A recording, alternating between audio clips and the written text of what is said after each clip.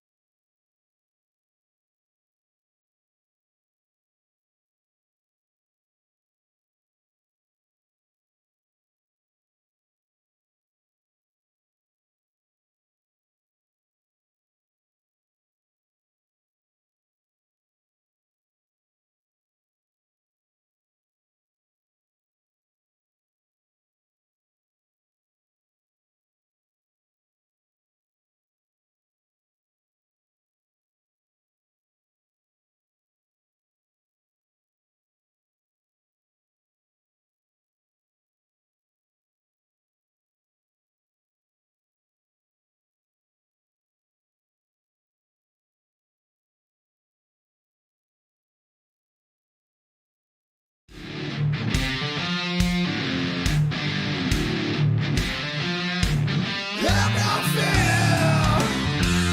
Just crack a beer. Let's run the fuck in and chill the fuck out. Celebrate now you're here. Showtime is near. Then burn some beers. He's coming straight to you, no fucking around. The big buddy's here.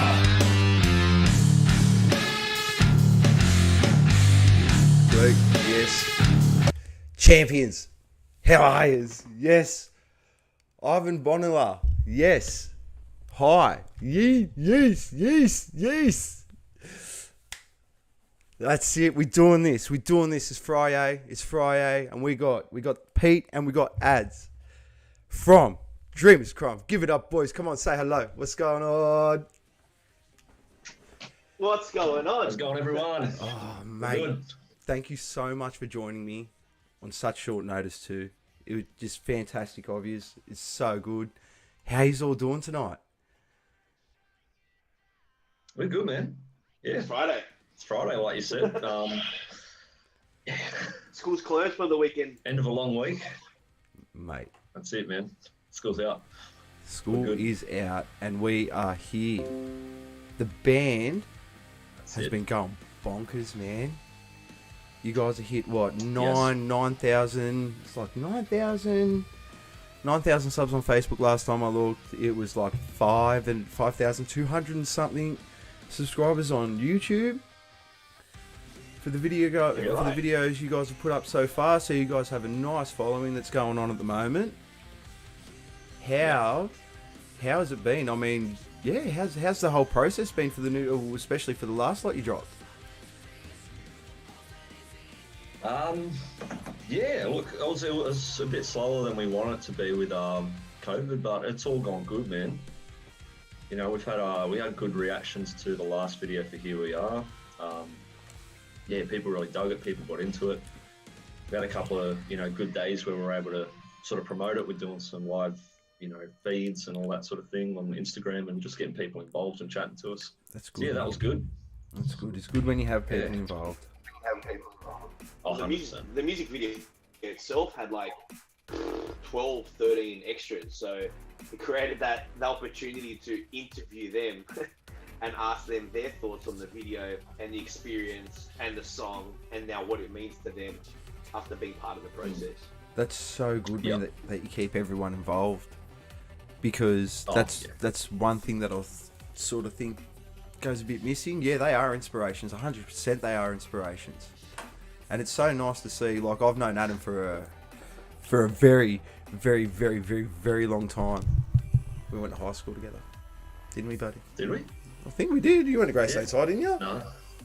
No, I went to Maryland. Didn't you? I swear I saw your ugly ass at Grey States. But, oh God, made an ass of myself. Here we go. It's already started. Probably should check that. Nah, whatever. Ooh, this nubble. Just around the corner, Maryland's Greystanes. It's like, I hung out with more Greystanes people than I hung out with Maryland's people. So, that's fair enough. Harlan Road, all that sort of thing. That's Yeah, where we'll I go knew you there. from. It would have been the Highland Road days. Yes. And then Aaron. Yeah. Hey Aaron, if you're Yeah, watching. and then Aaron. Then Skipper. Hey, Skipper. Hey Skip. Oh, Pete, your voice is amazing. Oh, thanks, man. How are you Not- find how are you Intelligent. how are you finding it trying to, because you got like this, oh, you got this beautiful scream that sort of really sits in a range. Do you know what I mean? Like, you don't, it's not that guttural, That's, but it's clean, it's precise, it sits really well in the music that you guys do.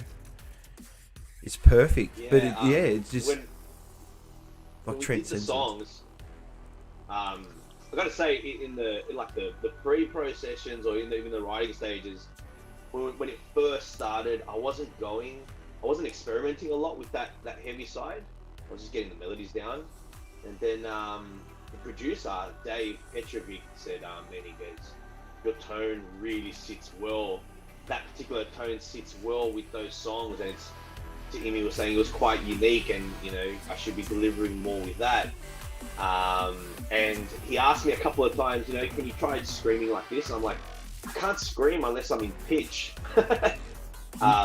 So that's why it does have a range. It's essentially a melody because I can't scream like everyone else. Well, no, but that's your scream.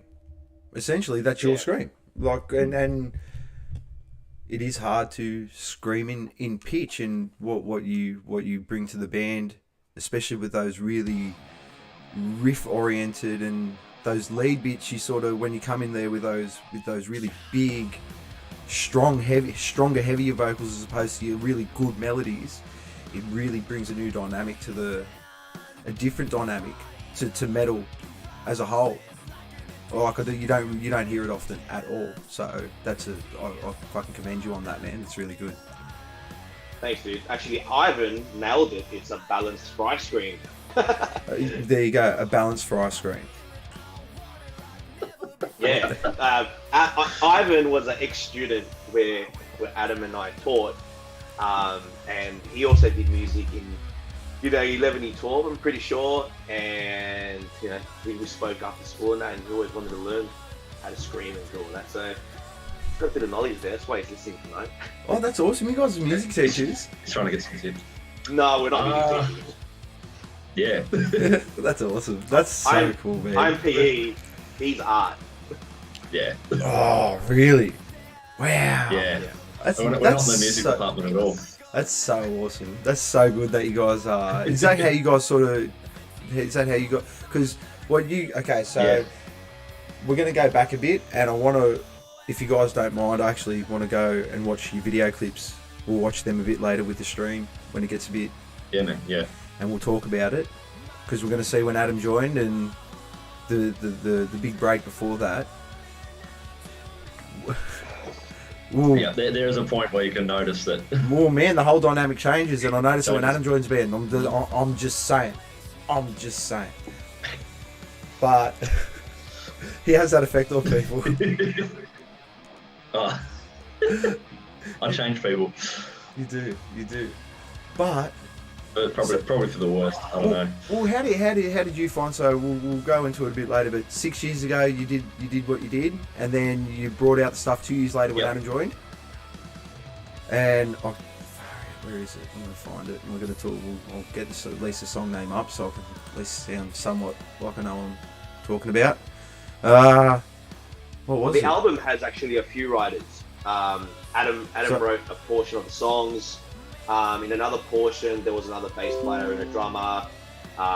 There was a lineup beforehand that didn't want to be continuing the journey after we released the album, so there was a bit of in and out at that time as well. So it's not a crystal clear cut story. But yeah, in 2017 or 16, 2016 was the beginning process of it all happening. Because that's when the sound really set in. That real big time. That big big time. So that What Is big, Real heavy... came out in What Is Real came out in 2014, and that was like, at the time we were like trying to be we're very into Alter Bridge, the band, as like targeting the sound. And we released the 5-track EP, and then after that, we wanted to make an album, and we actually wrote, the album was written over 2-3 years, like it was a properly written album. And as the producer said, it's a shame that the album doesn't have the backing that it has, because the goal was to have all killer, no filler, and we're very proud of it because we really feel that it is that. It is. There's not a skippable song on there, because they're all designed with big hooks, big riffs, big melodies, and that's it. So there's a full intention, because this is gonna actually lead into my next question. So what would you say that would be I had the word before, the algorithm, I guess, for Dreamers Crime? What would be like the equations that you go is, so it's very formulated. When you walk into the studio, you guys are going in, okay, this is all filler, all thriller, no filler. The method's got to be there. There's is it just all unison and working? Is there a lot of argument? Is there a lot of push and shove? What's the whole writing process when it's the 5 years in the room? Like, yeah, all of the above. Michael, who left the band recently, the guitarist, like, him and I are very close mates, possible best mates. And there was one time, in the pre-pro session, dude, we were like this close faces over a chord. It's like, you see blue, I see red, and I'm like, you're fucking with the chorus, and he's like, fuck you. Look, it's for me, it's the guys, when they're writing the bits, all I tell them is, I need to work the melodies on it. If it's not good for melodies, let's keep writing. That's my one little thing, or not little thing, big thing. You know what I mean? And I've done this with Adam heaps of times. We've written a chorus to a song 10, 20, 30 times over. You know what I mean? Like, I'm very picky with that stuff. Man, I come from a background of I'm a non-metal background guy. Really? Well, yeah, just judging off your singing, like, you could sort of tell that. But I mean, you don't like what is a excuse me. I guess what is a metalhead these days? Ivan, thank you so much for the sub, man. That's awesome. Thank you so much, and I hope your screaming lessons are going well. Yeah, buddy. But yeah, where does the sort of basis of Pete come from as a singer? Like, where does it start? I'll show you. Oh, here we go. I'll show you. I I started as a drummer when I was younger. You were a drummer. But I used to be a drummer. Why do drummers stop drumming? Like, you know how precious you are? Like, these are too much shit to carry, man. Yeah, I know. I'll get that. That's number one. I get that. But man, as a young kid, I idolized frontmen from a young age. Like, I saw certain guys and I was like, I want to do that. This guy does those moves cool. This guy sounds good when he does that. Like, I could see all that. And since I was young, this guy's number one, dude. Bon Jovi, there you go. Well, mate, yeah, what is it? That's my start. Oh, like, played to a million You can tell faces by the and he's hair. rocked them all, man. His hair. He's played to a million faces and he's rocked them all, man. So, A billion now. a billion It's gone to now. a billion. Yeah, oh, mate, yeah. The guy's an absolute machine. He's an absolute machine. Like, I could never do that. You guys done the Metro. How was that? Fuck it. That's good, bro. Like, Yeah. it's Dope. it's Big nice. sound. It's nice to see a homie, sort of transcend and hit that stage. It's awesome. That would have been hectic. Mate, it's nice to be that homie too. Yeah, I know. Yeah. Yeah, That's I'm good, man. Yeah, what are you gonna say, Pete? So like that show was like the highest gig. Oh, been a few gigs, but that one, like, just the crowd was like pumped at that point too. Like, they were ready for Hybrid Theory, who was a Linkin Park tribute band, sellout. And they were really listening to us. They were digging us. We were going 100 miles an hour.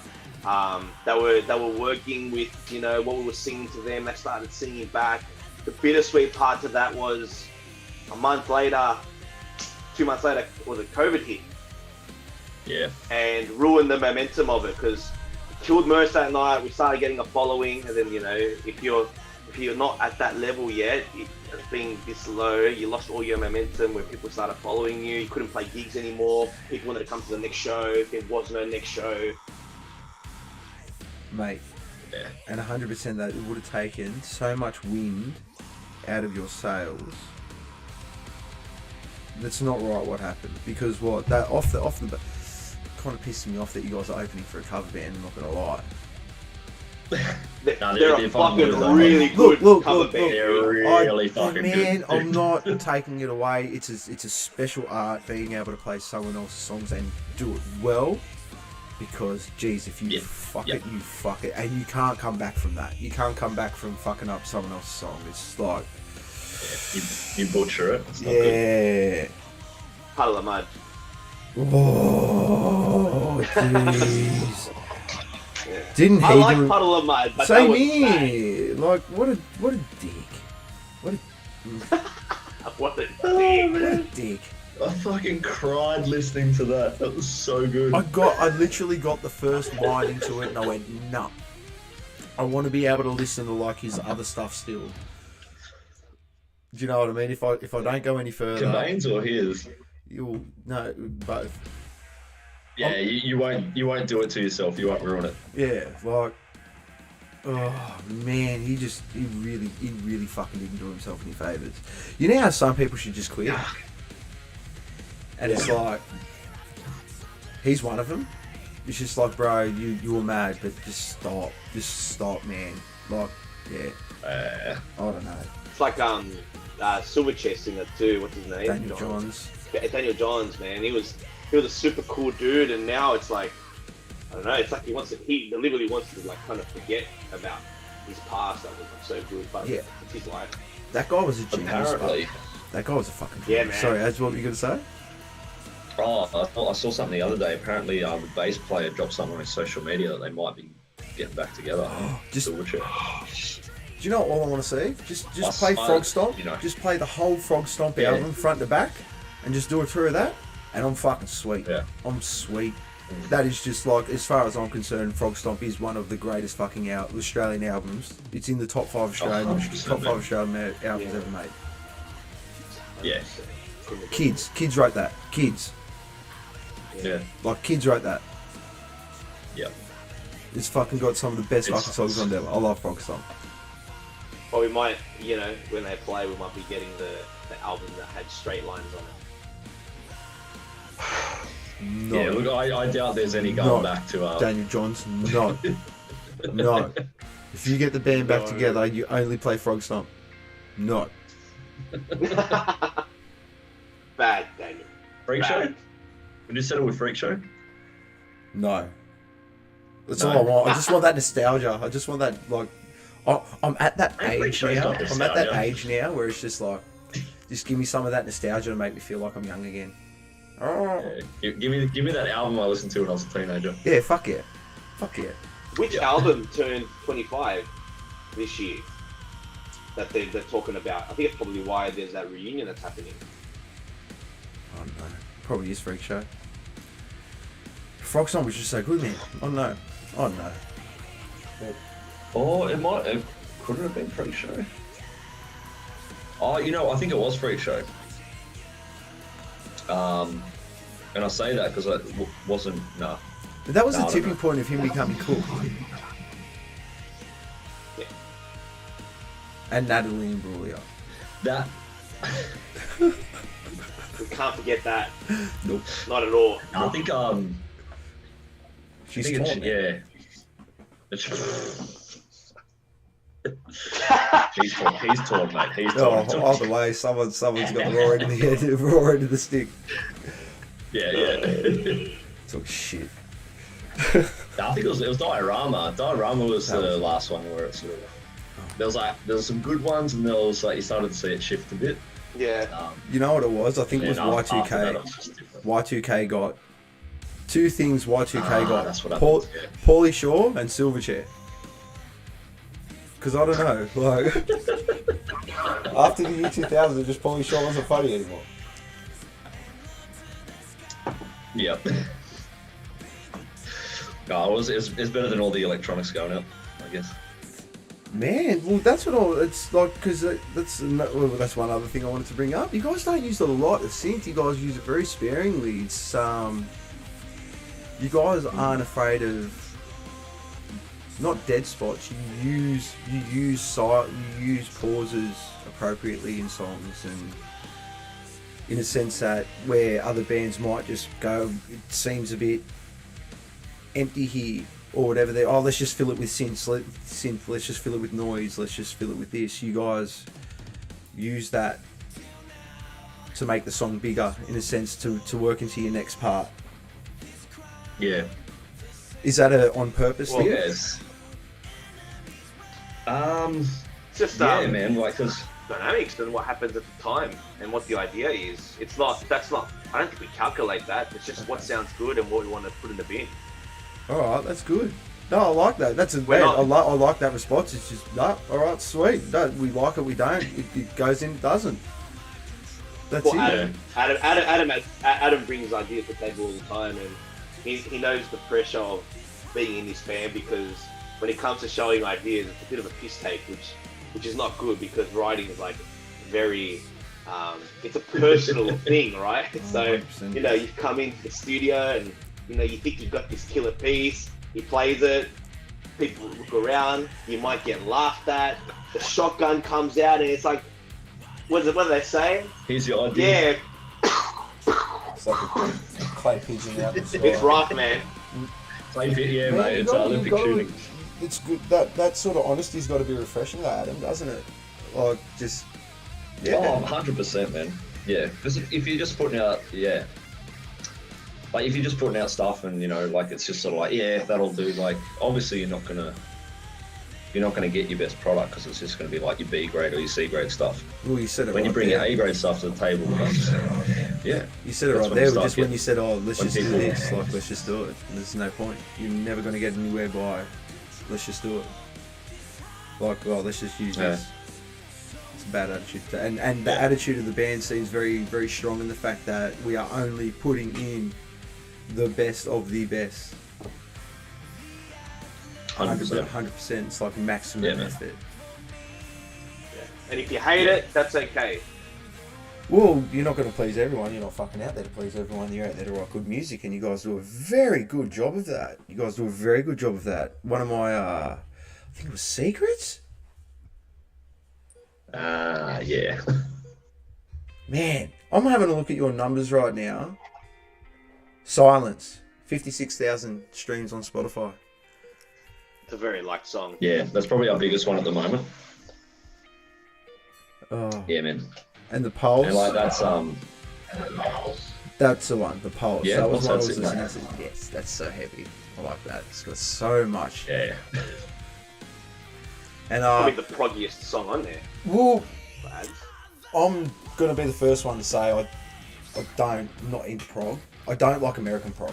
Me neither. So I'm gonna come straight Neither. out and say I'm not a Tool That's- fan. But you give me like Australian prog. I love Australian prog. Like when Fuck you yeah. got like Red Australian Belly. prog is something. It's on another different level. entirely. Yeah, it's something. It is. It's something complete. It's just a touch more structured. It's just got a touch more structure to it. Like even like when you talk about Carnival, Butterfly, and I'm talking like the old school ones, Carnival, Butterfly Effect, M9. If you I want to think- sort of take that route, but yeah, Tool never really done it. Like I've been to a couple, and I've been to several Tool shows. I've listened to several Tool albums that he's done. But Australian prog, but that even goes a bit genty in some parts, which I like. Was it that one? I'm sure it's that one. Yeah, they Like how do you? Pulse. Yeah, Pulse. Yeah. But I think what you're saying about like the whole Australian prog thing, and it's something that like sort of listening to when you're talking to Ghost Complex about that, but like the foundation of like progressive bands in Australia is so strong with those four bands like, you know, Cog, Oh, Butterfly I forgot Effects, them. Carnival, and Dead Letter Circus. And like it just created such a good foundation for progressive sound, not necessarily progressive bands, but like a sound that's sympathetic towards progressive music, I guess. I think it done something special for metal as a whole. Oh yeah, In the whole Yeah. scene. yeah, definitely. What are you guys drinking tonight? Are you guys drinking? Mate, it's Yeah. Friday, yeah. I didn't take the memo. I didn't read it properly. And it says, "Dear buddy," I ended up getting a scotch. So sorry. That's fine, man. As long as you're drinking, Scotch buddy. Scotch you buddy. can be Scotch buddy. I'll be beer buddy. That's it. What do you got, Brett? What? I'm actually. I did want to open a new bottle, and I had a little bit of We ain't shying away from that pour either. Oh, that's a man's Oh pour. mate, Jesus Christ. found this. Oi! I Yeah, I'm having a good time. just had some Johnny Walker Platinum lying around, This is Friday night, mate. Gonna crack open the platinum. just lying It around. was cracked open. There was that much left when I started drinking. Oh man, it's an 18-year-old Scotch too. Beautiful. Yeah. Cheers, fellas. Cheers. Cheers, Indeed. boys. Cheers. There you go. Cheers, you guys. Beautiful. I'm on the Four Pines. You're on the Yeah, is that Blondes. the American island? Yeah, man, I love these things. It's fantastic. It's a good drop. It's a good drop. Yeah. I enjoy it. Have you done a review on them yet? No, because I don't think they're independent anymore. They sold out. I try and only do independent stuff. Okay. Well, they're already owned. Yeah, I feel like all they the, do. all the big Yeah. ones are already owned, so it's like you got to give a shout out to all the independent ones, don't you? They're the ones that are doing it tough. That's it. Have to charge me stupid fucking amounts to buy their beer. Just Yeah, send me like free 80 bucks for a beer. case or something Send like me that. free beer, please. I'll do a review. Craft beer is That's expensive. a goal. That's the goal. Mate, that's a dream. The dream is to sit here, drink beer, and talk to awesome blokes like you. Yep. Just talk to awesome bands and musos like you. It's been such a pleasure because the Aussie scene is just so vast, and I got very music stagnant for so long because I just didn't listen to anything Yeah. new. And now I actually don't really listen to any American stuff anymore. It's just like it's an influx of Aussie music, and I've been blessed in a way to be able to just it's been an eye opener. I've missed so much.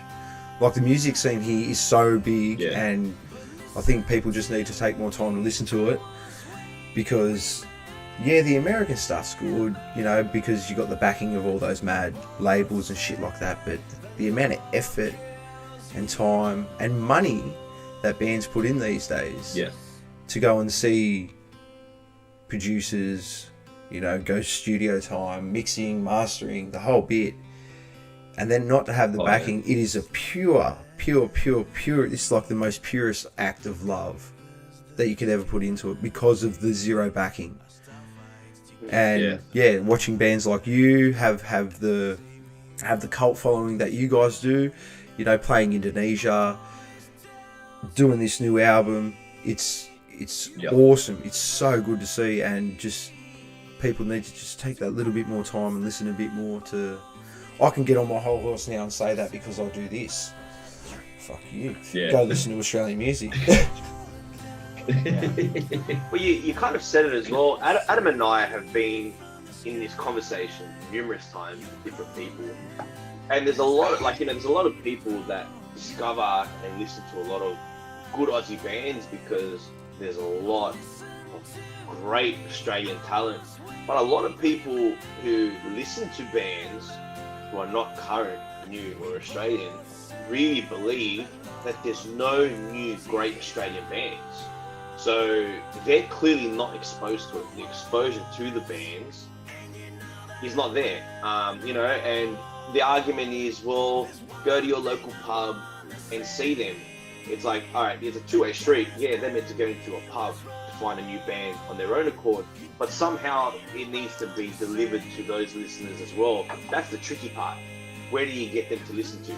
I don't think Triple J is the only avenue because Triple J is also limited, it's selective, there's a bunch of, you know, its own...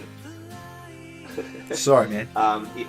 It has its own, you know, issues that need fixing, but it's only Triple J. How else do you listen to new Australian bands, good ones? Ooh, even then, Your like, Spotify algorithms, okay, but if you're not listening to them on the algorithms won't come to you. that you've hit the nail on the head right there when you talk about Spotify algorithms. And I guess I've heard some stories about some guys that make an effort to get paid off Spotify. I think I've told this story before. I'm going to tell it again. I'll tell you guys. So what these guys have done is they've wrote some like terrible music. It's just nothing. But they've written 3 minutes worth of it, and they've written an album's worth of it, and they just have a couple of mates that just play it constantly on a VPN thing. And they just got hits after hits after hits. It's And very it's just, common. yeah, it's like a money laundering thing. I don't know. It's pretty dodgy, but fuck, it works. You know, Spotify willing to pay stupid money, whatever. They're not really, considering what you guys look like you've amassed over 100,000 hits on Spotify. Yeah, about that. Does it sort of does it sort of put into perspective, I guess, the sort of following that you guys have accrued over that amount of time? Is the response like, are you guys finding that every time you guys sort of hit into social media, is the response sort of there, or? Look, we need to work harder at our social media. Like, there'll be times where we work really hard and then we're like really cold. So that's something on our end that we have to, pick up the game. But in regards to like, the numbers, kind of equaling, I guess, satisfaction and happiness. It's amazing that people are listening to the songs. But as achievers, it's like, we want to keep going on that next step, that small step, getting that next goal. And COVID kind of made that hard because we really want to play, we really want to tour, we really want to earn money. We find it hard to earn money this way. Yeah, a lot of people would say we're doing it wrong and we could be doing other things, but it's just not the way we do stuff. That's probably an excuse on our end, but that's a fact. Yeah. Look, you guys are having fun. Yeah. I'm not going to skim over the fact that you said that, Pete, you did say that your drummer just left. What happened there? Oh, sorry, your guitarist just left. You just said a guitarist. Guitarist, yeah. Oh yeah. What happened there? Yeah. Like, that's got to be another, I guess, fucking cutting the sales. Yeah, that hurt, man. It hurt because he was part of the journey from back in the EP. He was part of the EP. He was part of Dreamers Crying for a long time, and I really think that it was the massive speed humps that we hit over the last during COVID, and a year before that, the band went through, a story of a lifetime, and it just caught up with him, and he just needed the break and to be away from a bit of extra pressure. And it's a lot of pressure, like you said before, because you're funding your time, you're funding your money, you're funding your energy, you're funding your heart and soul for little actual gain that can help you other than your love for it. Yeah, that's and then to boot, the brutal honesty that comes along with being in the band with you boys. Yeah. Oh well, he was one of the guys that just sat around. He always had the shotgun just ready, even for a laugh. Someone could have written the next Queen song, and it was just like, hey, It'll be better. Oh Yeah, man, but yeah. Shout out to Mickey. Yeah, Love you, brother. well, Ivan says Yeah. Ivan says he wants to be on the synth. So you've got the synth player. Bring me the synthesizer, good one. Oh man, man, I refuse. Everyone's like, I want to go see him, but I'm not willing to pay that much to go see him. Like, no offense to them blokes. It's probably going to be one of the. I'm just not paying like 100. Did you go and see him last time? No, I wasn't paying that money. I'm sorry. I'm a father and a tight ass. So no. It was $90, eh? It was like $100 and something. I don't know. And I'm just like, they brought out one other band, and I'm just like, bring two, maybe, and make one of them Aussie. But I'm just like, yeah, like I like his, but not that much. I'm probably upsetting a lot of people. But I'm an old fart, so don't worry about it. Yeah, man. Their sound was immaculate, and the stage show was. It was on point. Lights, the screens were great. Yeah. Yeah, like they did things with Adam. Who's the guy that did guest vocals on that Heavy song? Danny Fields. Danny Fields. Yeah, He had him when his bit came up in the verse. He came up on the screens singing that part, and then the whole screen catches on fire. Like it was fucking cool. Yeah. So they're bringing you like Rammstein quality show. I'm gonna go see him next time. Nah, You've changed that's not my mind. Rammstein. Oh, no, It's not Rammstein. Okay. Fucking fucking Rammstein Rammstein. quality, Fuck. something else. That's man. fine. Who doesn't love a Rammstein? That's my bucket list. I haven't seen Rammstein yet, and that's something that I really need Really? to fucking do before they retire. They got to do one more world tour. I think they're doing one. Yeah, bro. I No, we're heard- going to COVID button. Yeah, that's right. I'm not missing that. Nah, that's worth every dollar. I'll sell Maybe. I'll sell a body part probably to go see that. Not like a important one. Maybe like a pinky. Pinky. Yeah, you got it. Fuck it. Maybe, Oh fuck. What's coming up next? Yeah. What's next? We were talking a little bit off stream before, and you said the synth was coming in a bit stronger this time, and it's just going to be completely different. What can we expect? We're excited. Keeping anything away. Yeah, we're, like, Yeah, you know, we're- I don't know. you gotta feed the Like, chooks fuck, what a do we little say? bit. Yeah. What should we say? How do we put Like it? how much Look, it's different? still How much heavy. different can we expect it from your current release? We still sound like us. We don't sound like we don't sound like a new band or anything. It's still heavy, so that's good. But knowing the vocals, yeah, and like just sort of like the feel, like the grooves of the song, how it fits with the style of the vocals. Yeah, Yeah, the boys freed up the instrument side of it to let me go into my groove a bit more, which I'm thankful for, because that's just easy for me to work, and it's like right up my alley. Like, you know, when I'm performing, I want to move and groove with what's being played, and this is like allowed so much freedom, and that's what I mean Yeah. by in the vocals. There's a lot more grooving involved. yeah. Interesting. So do you reckon you actually found it a bit limiting with these massive? So how does it? So I guess in a sense, how does it work? Does the guitar part come in first, or does Pete come in with this awesome vocal melody and just go, okay, I've got this for you, get to work, lackeys? Both. We did both. Oh. Yeah. It was sort of, it was because both songs sort of went either way. I think. Yeah, like we had some melody ideas for, I think, the first single that we're going to put out, and then we sort of built the song around that and sort of went into this newer direction a bit more. And then the second one, it was like there was this guitar riff that Simon recorded just like years ago, and like he sort of had some backing tracks with it, like some drums and all that, and like I just heard it, but I kept hearing it in some like different way, and like just like there was more of a groove behind it, like more of a hip hop vibe to it, and yeah, I just sort of just kept like playing around with it, kept like slowing it down, speeding it up, putting like different like sort of drum beats behind it, and then yeah, we finally came up with the second song that we'll be releasing this year. The first song, And when it's- you hear it, you're gonna be like, "Oh shit, I wasn't expecting that."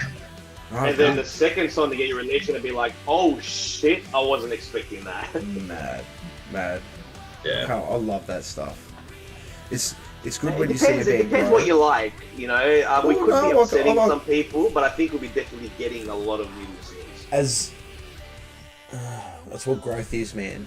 You know, like it's Yeah. what growth is as a human. It's what growth is as a person. As you grow up, you lose friends and you gain new ones, and you're gonna lose fans and you're gonna gain new ones, and you're gonna piss people off and you're gonna make people happy. But as long as you're making Yeah. people feel you're doing your job, even if they're feeling pissed off, fuck them. Okay, you know what? That's it. I'm actually I'm rapping on these two songs. Ooh. Oh, there we go. Ooh. Tickle me intrigued. I'm fucking very intrigued now because that is not a path I think you Consider would yourself take. tickled, mate. Because No. I'm definitely picking up what you're putting down. I'm interested. See now Yeah. you fed the chickens. You fed the chooks enough. Like I'm like, oh, what's going on here? Yeah. What is going on here? You know, it was just one of my best mates, Frank Lakutis. If you guys ever saw The Voice 8 years ago, he was on there. He fronted Rattlesnake and Bad Moon Born. He's like one of the best Australian singers to me ever. Like his fucking range is incredible, his control is incredible, and his pitch is incredible.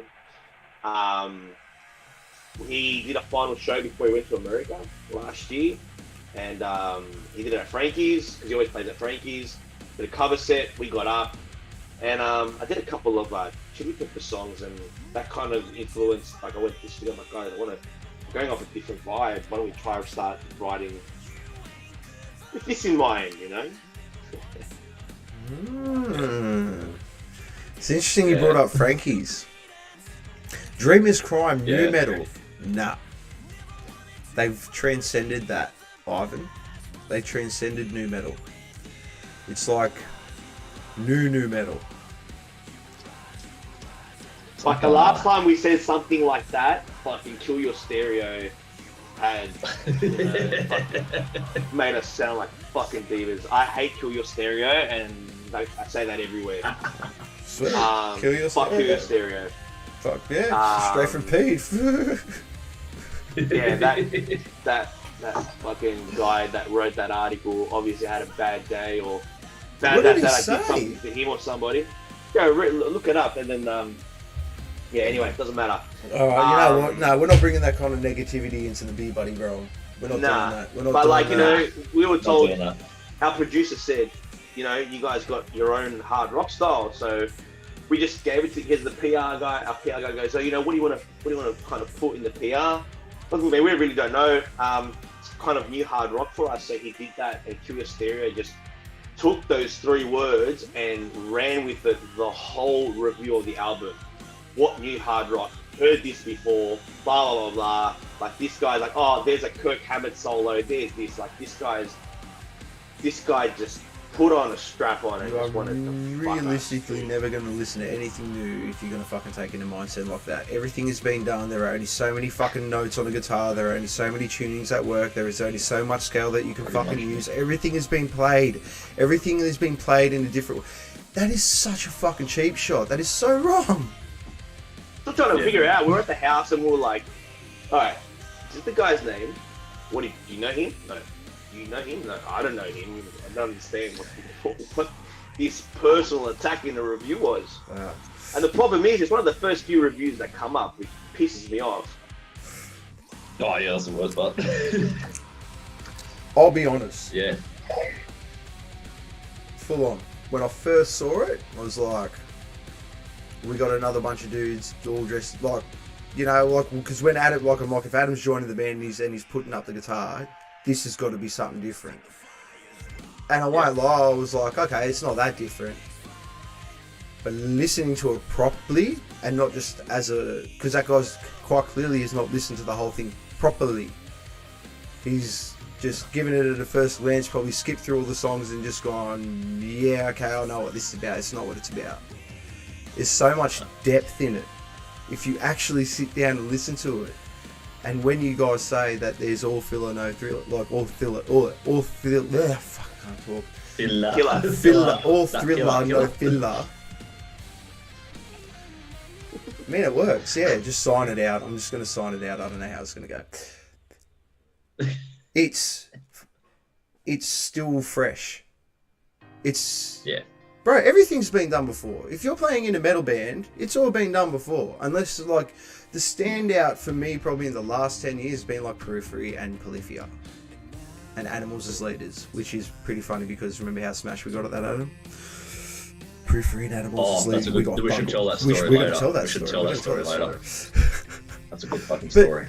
But in that sense, it's like, no, like, I guess in a sense, my pet hate would be Avenged Sevenfold. Do you know what I mean? Okay. Not my pet hate, it's just like a new Metallica just threw up on the floor.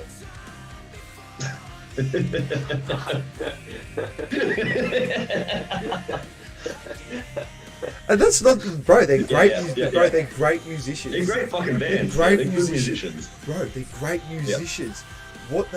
I'm sitting here in my living room, not playing to like sold out stadiums. So please, like, No. I know I'm very self-aware that they are much better than what I will ever be. So please, but for me, just doesn't tickle my pickle. The Dreamers Crime, I'm picking up what they're putting down, man. Like, so quite clearly that. Thanks, brother. Because I will listen to Avenged Sevenfold, I'm like, man, they're fucking good. They're fucking good, but it's just like I just can't do it. Yeah. Yeah. But you guys, it's. Yeah. If I was going to put it in, I guess, a a type of band that you guys think it's a fucking tidier version of Disturbed. That would be Is that because of the vocals or yes, the riffs? both. It's the riffs are a lot dirtier on Disturbed, but that's because they only got one guitarist and they have to use so much to fill that sort of empty space without that second guitarist. But with you guys as two guitarists and your sound, it's just it's bigger in a sense, and I like it. I love it. Your And vocals, that's, yeah, that's kind of the. if that would be the that's best way I like could the describe ethos. it. Yeah, this ethos of like less is more. Like, you get something good, you get it down to the point where it's like it's distilled down to a point where it just fucking smacks in the face. It's good. There you go. That's all you need. That was the word. The And it formula. just gets stuck in your fucking head, mate. Yeah. The formula. What is the formula for Dreamers? Ah, the formula. The That's formula. right. That We're was on the that word I was about looking 2 for. hours ago. Yes. So you brought up Secrets, and the funny thing, Secrets, is so we wrote like a decent chunk of those songs with the OG lineup that was in like What Is Real. Secrets was one of those tunes that was worked with one of the producers musically, and then we went in for vocals. And I wasn't too confident on the melodies that I brought in because, you know, there was 5 people at the time constructing melodies, which was really hard because there's 5 different tastes, right? Different tastes, 5 different expectations of what the vocals are going to be. In the studio with the producer, and he just doesn't want 5 people in the room. He's like, okay, Pete's singing. What do you want? What do you want? What do you want? What do you want? Cool, you can go home. I only need him because he's gonna you know, do it all. And they weren't happy. They weren't happy at all. And you know, I delivered what I got, and he's like, you know, yeah, it's cool, but you got anything else? And when he said that, I was like, you know, I'm someone that when someone says, even in a way when they don't mean it, like, you know, is that all you got? Is that all you worked at? I take that personally, and I want to work even harder. So I told him, go get lunch. I'm going to write something until you get back. He goes for 45 minutes. He comes back, and the Secrets melody was there, the chorus. There was nothing like it beforehand. And Secrets comes from, you know, I'm sitting in there, and I'm like, oh, come on, I've got 45 minutes, and I'm just bouncing with the beat, and then it's just like, hey, Mickey, you're so fun, you don't know. And I was like, oh, I'm gonna work with that. And then, you know, Secrets is Adam and I actually sing Hey Mickey over Secrets when we dance. Watch out, you're going to get drunk one night and you're going to sing it instead of doing what you need Oh, we're to gonna sing. do it. Oh, mate, it's already been done. It's already come out of the show. That's Yeah. excellent. That's so good. That's too good, man. I'm chucking Secrets on now. Fuck yeah, let's do it. You know what? Can we chill and show some people some video clips? Yeah, man. Because I'd like to. We're gonna go on a spiritual journey. Heretic, man. Do a shoey. Have I got 100 subs? Oh, hang on. Oh. Gotta check. If I got 100 subs, I'll do a shoey. No 100 My subs. shoes, I'm not pursuing. No My shoe. shoes, I'm not pursuing. And mate, There's no oh, hundreds. oh, Ladies asking one of us to do a shoey. Oh, okay. Rep? Who's No, Rep? Fuck over. Or Pete? that's me. Mm-hmm. Pete. Pete. Do a Scotchy. Heri- Scotch shoey.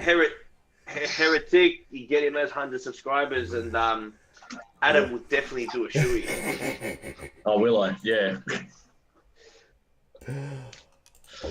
Heretic. I wonder who Heretic is. Call me rep. Someone you know, mate. Oh, Heretic. let's see if I can make the Heretic. world go round. Hell out of here. So it's a Greek for sure. See if it works. I can't click on the profiles. I can't see who it is. Ella Red, do a shoey. Ella Red. Oh, bro, I cannot tell you the last time I've heard anyone say that. Oh, my Lord. I'm Greek, man, so you might get it a lot in this session. Hoppa, hoppa. There you go. Get into it. Oh. So, Kyle, here's my question to you, Kyle. Oh, question for the beer When you buddy. get those 100 subs, yeah, when you get those 100 subs, what kind of shoe are you doing a shoe out of? Do you want me to show you? Oh, you want me to show he's you the got a shoe? special one. Oh, Fuck yeah, man. it's my old skate shoe. I'm doing it out of my most ranked shoe I have, so it's worth it. This shoe has gone to so many concerts and festivals and shit. Like, it's probably That's where what it is. it's probably where COVID originated from. Don't Yeah, say that, there's you'll get no, cancelled, mate. there's You'll get no, cancelled before you have your 100 subs. VR on here. No. That's heretic. There's no VR on here. You know what I'm talking about. And Mick, hello there, Mick. Mick, guys, is the puppeteer from Here We Are Music Video. Mickey. Bro, is that a DC? He's kind of, is that a DC shoe that you're about to drink out of? No, I'm not drinking out of it. I haven't got my 100 subs. No, what's the, that is a DC shoe. Yeah, man. What's the brand again? What's it called? Trim is crying. Dirty Cooch. Yeah.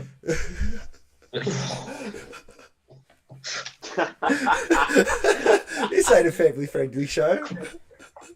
I know.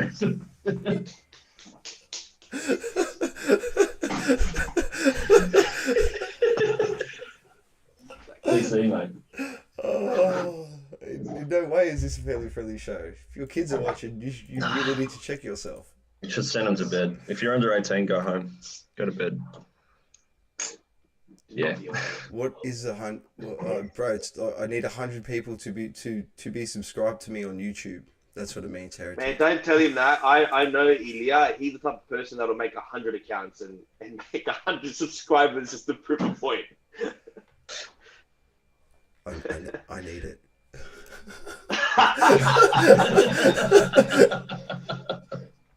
It was me, Austin. Yeah. Oh, sorry guys. Yeah, bro. I'm trying You to make YouTube happen. For No, the people, that's for all. the peoples. You probably get 2 subs after this episode. Mate, I'll tell you know what. Honestly, You're welcome. thank you, but it's never been about the subs. The reason why I started this was because I remember when I was in a band, we had 0 platforms. We had nothing. Bebo. Like, MySpace. but even then, the people that sort of do these sort of things, very short form, and it's sort of too cut and dry and to the point. I want to make it fun. Like, for me, it makes it a bit more interesting as well, because I like talking to people. It's fun. Yeah. It's fun. There's where And the long form thing, man, is good because, well, like you said, you get deeper. man, 100%. And especially after a couple of drinks, people loosen up. Yep. Oh, Or they tune out, either one. Well, whichever, I'm easy. Yeah. Just as long as everyone's having a good time and we're feeling the vibe. Do you guys play the grand final? Like before pre-Adam? Was it a grand final or Origin or what was it? no, man, I used to work at, it was pre-Adam. I used to work at Canterbury Leagues, the Bulldogs NRL team. Hey, champion. Yeah, the Oh. doggies. Oh. Yeah, like Bulldogs. Oh, my boys. Yeah, I used to work there for about 4 years, and I got along with a lot of the players, and I was highly admired by the board, and I just hit one of them up one day, Ray Dibb at the time. You know Ray Dibb? Yeah. Yeah, I don't man, know hit him up and I go, him. "Hey, You do? dude." Yeah. I go, man, you reckon we can play at one of the games? And he's like, yeah, sure, I'll hook you up with the media person and let me know what happens. So I hit her up and she goes, all right, we've got this slot for the Bulldogs versus Panthers game. It was just probably like a round 12, round 13. And dude, that was a fucking sick day. That was mad. Like, they had portable platform going out. We had sound checks, even though the sound check meant nothing by that point. Never But does you know, in we the had stadium. private rooms downstairs next to the players. You know, it was the closest thing to ever been playing. It wasn't a sold out ANZ Stadium, but to do a concert in ANZ Stadium, even though it was 2 songs. How many fucking people great. you know play this stadium? I only know one, and I'm talking to him. There you go.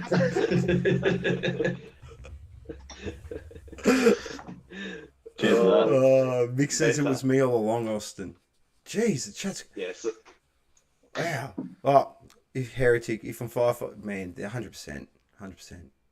If you're 5'5", Patient Zero Shoe. Yes, that is Patient Zero Shoe. Don't want to know what other liquids have been in the shoe. I don't either. Mate, that's the yeah. So That's the Wuhan shoe, mate. yeah, that's the bat.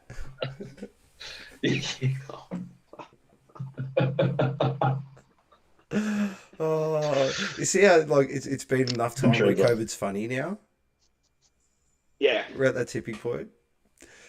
Oh, I don't yeah. give a fuck. So, do you mind if we watch that first? I know Adam wasn't in the band, but I just want to see the difference. I just want to show the difference from what is real to 2 years later, because to me it was a pretty big transition. Not so much It was about 3 or 4. I don't think it was 2. I think it was about 3 or 4. well, on YouTube it says 2. I'm just telling you. Between what is What is real and I Believe in You. You dropped the videos 2 years apart. okay, maybe I did the What Is Your video quite some time after we released it. Okay. We're gonna watch Yeah. it because Anyway. it is good. Hey guys, Oh, no, we're this pumped for bit. Saturday. We thought we'd give you a little bit of a sneak peek of what we're going to be playing. Get ready because we're going to blow up There you ANZ Stadium! Yeah!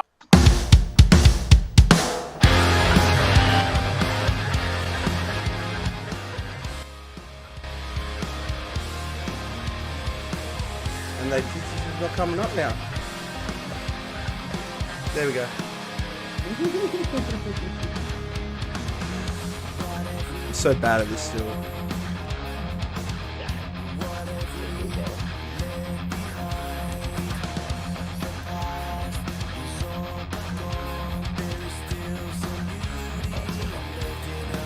Like still.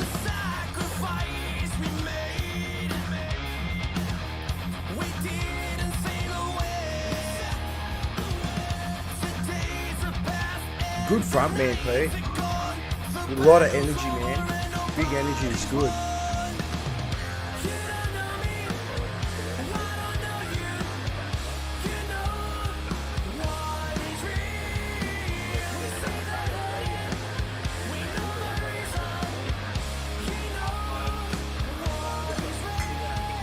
I can't hear any of you guys.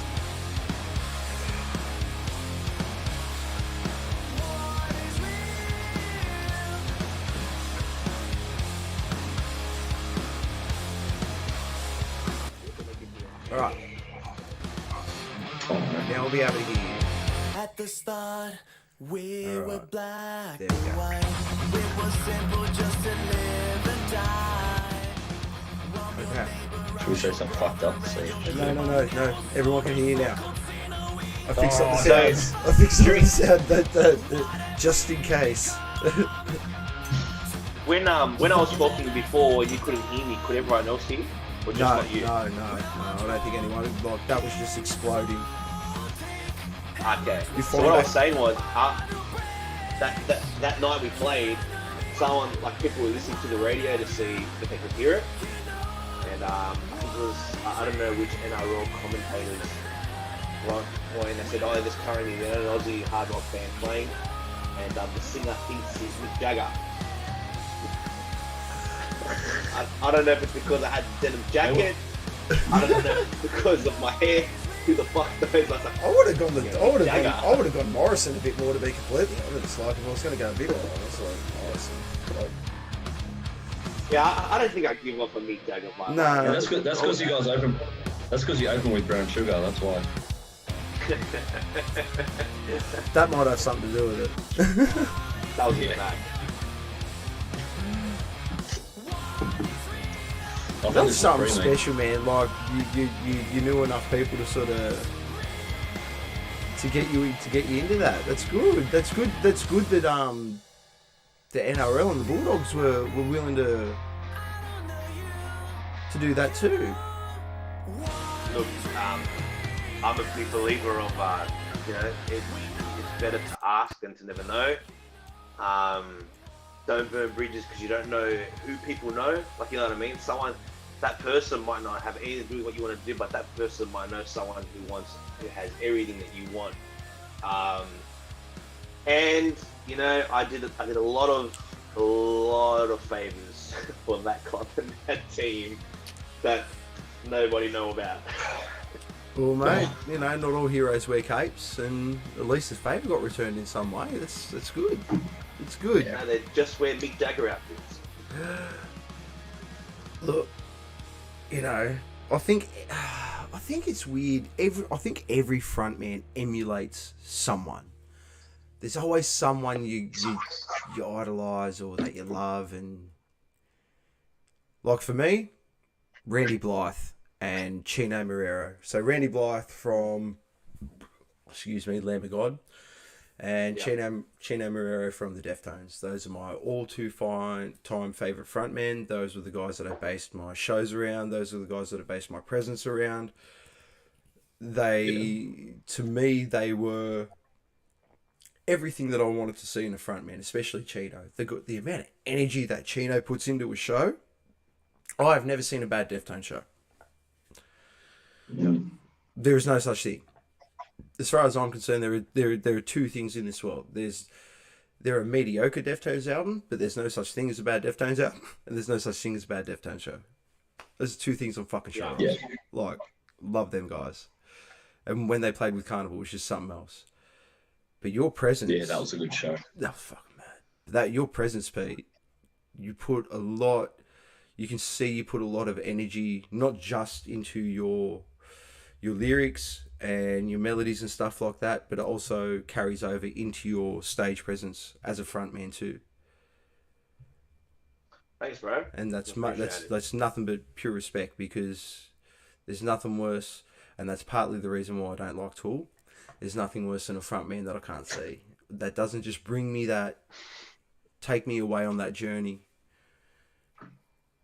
Well, that's, I guess, I'm not talking about Tool in particular, but that's the difference between a singer and a frontman. Man, that's a fucking very good statement. Not everyone's a frontman. That's a fucking very good statement. That's a very good statement.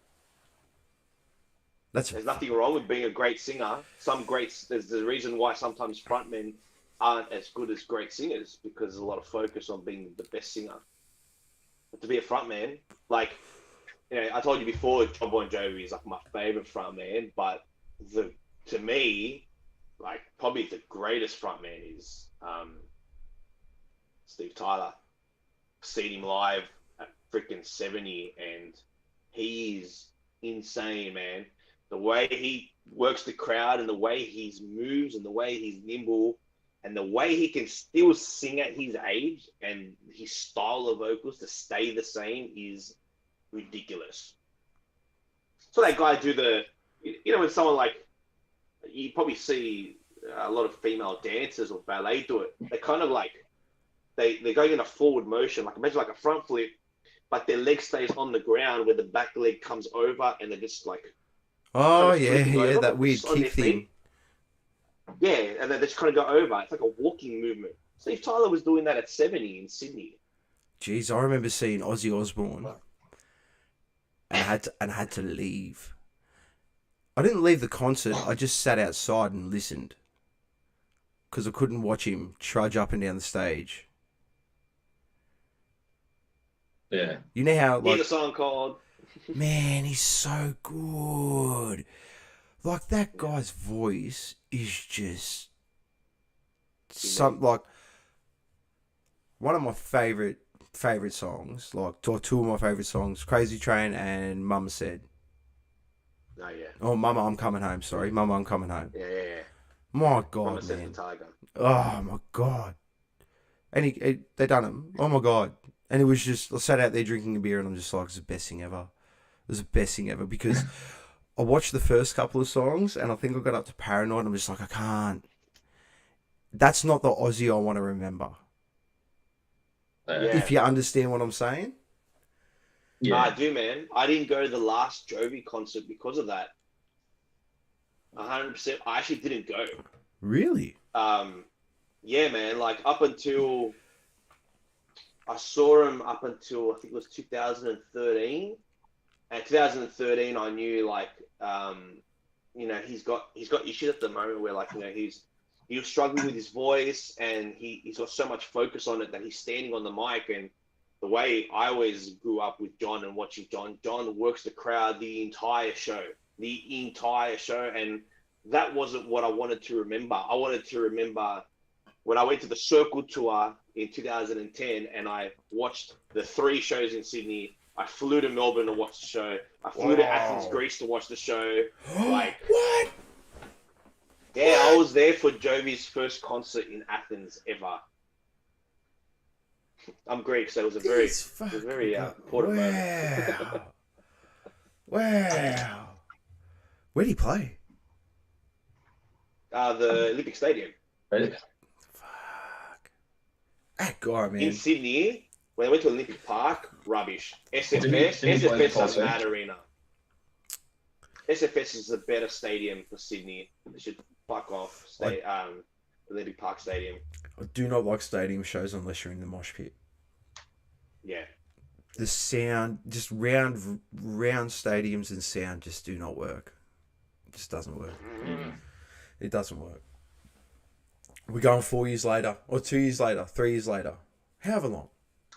The hair's a bit shorter. Adam's joined the band. We're going to put on I Believe in You. Oh. As soon as this ad goes past. Guess what? Advertisement. I'm sorry. I don't have money for premium. If you get a Seth's chance, watch talking the. about- Oh. Just the crunch. No, if I get a chance, what? Watch the Interstellar Nights video, and you can watch all the behind the scenes of the Philippine tour. That pretty much shows the best of clips. Sweet. So that was the Philippines that you guys played on that one. Yeah, man, that was the best time of our lives. Period. Oh, Period. straight up. I hope everyone can hear that on the stream. And if you haven't already, just click that little like or subscribe button. Helps me out a lot. And I'll drink out of a shoe if you get 100 of yous. It's only, 60 more to go?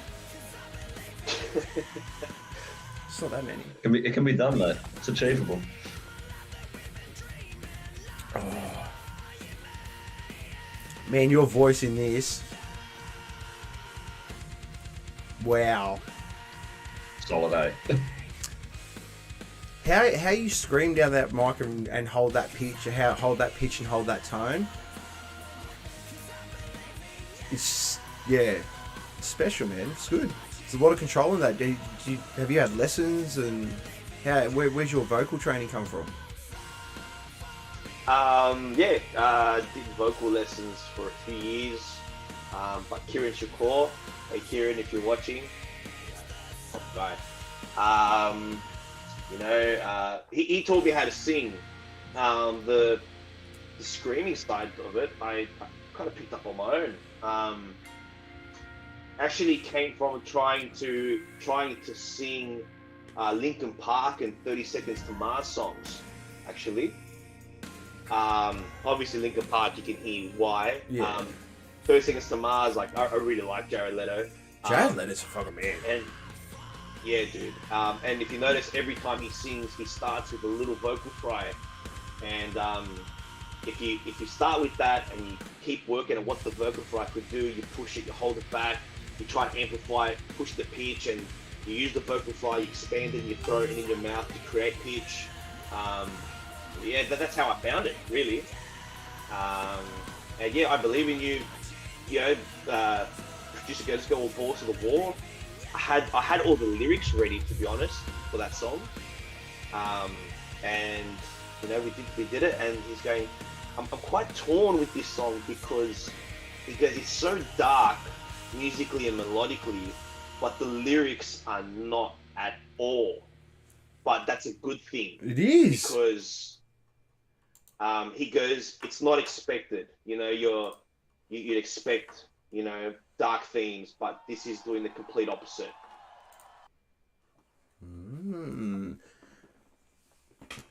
See, and that's what I like, because metal falls into that shit category where it's like, it's all about bad stuff. All they are is angry.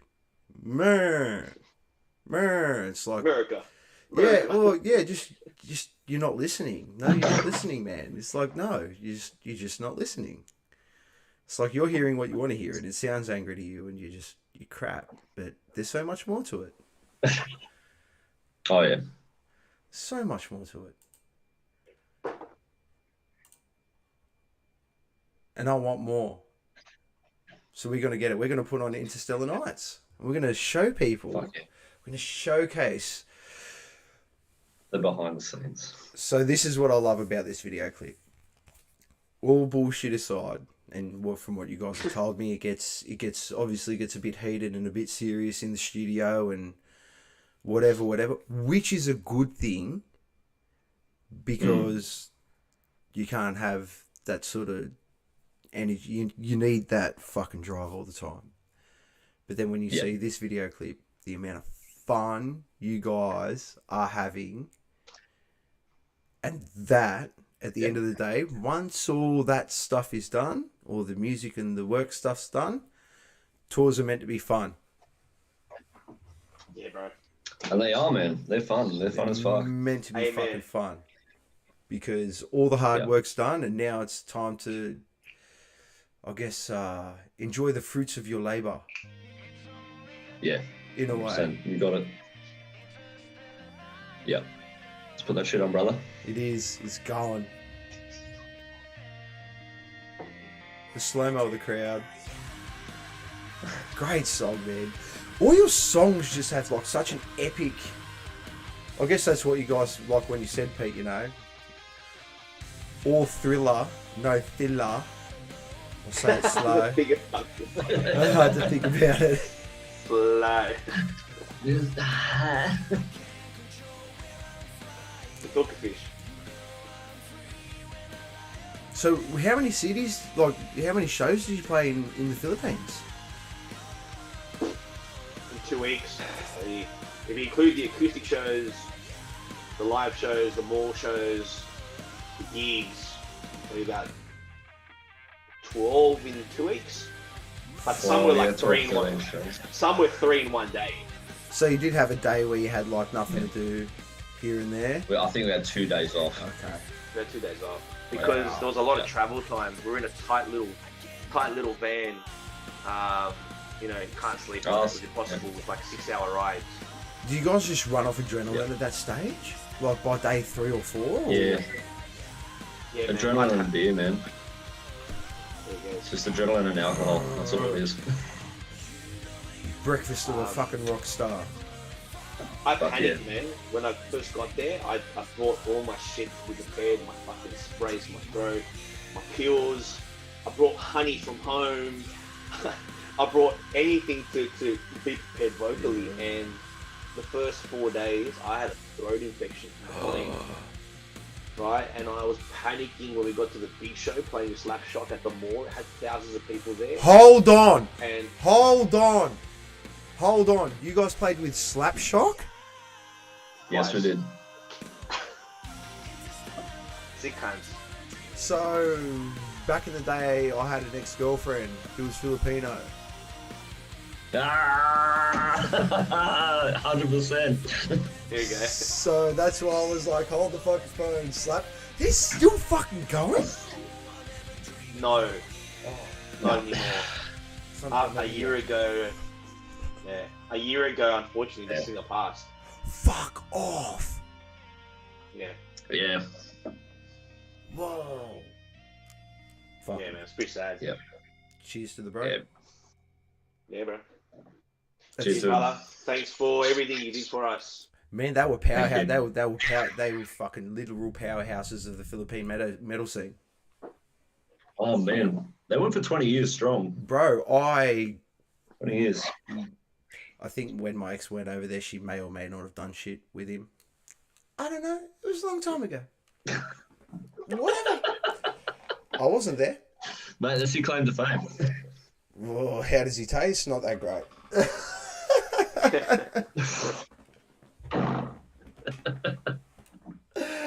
No, I mean, they were good boys. They put on a good show. Bro, from what I could Yeah, see, we they are. were like from the stuff I heard, they were boss as shit. Yeah.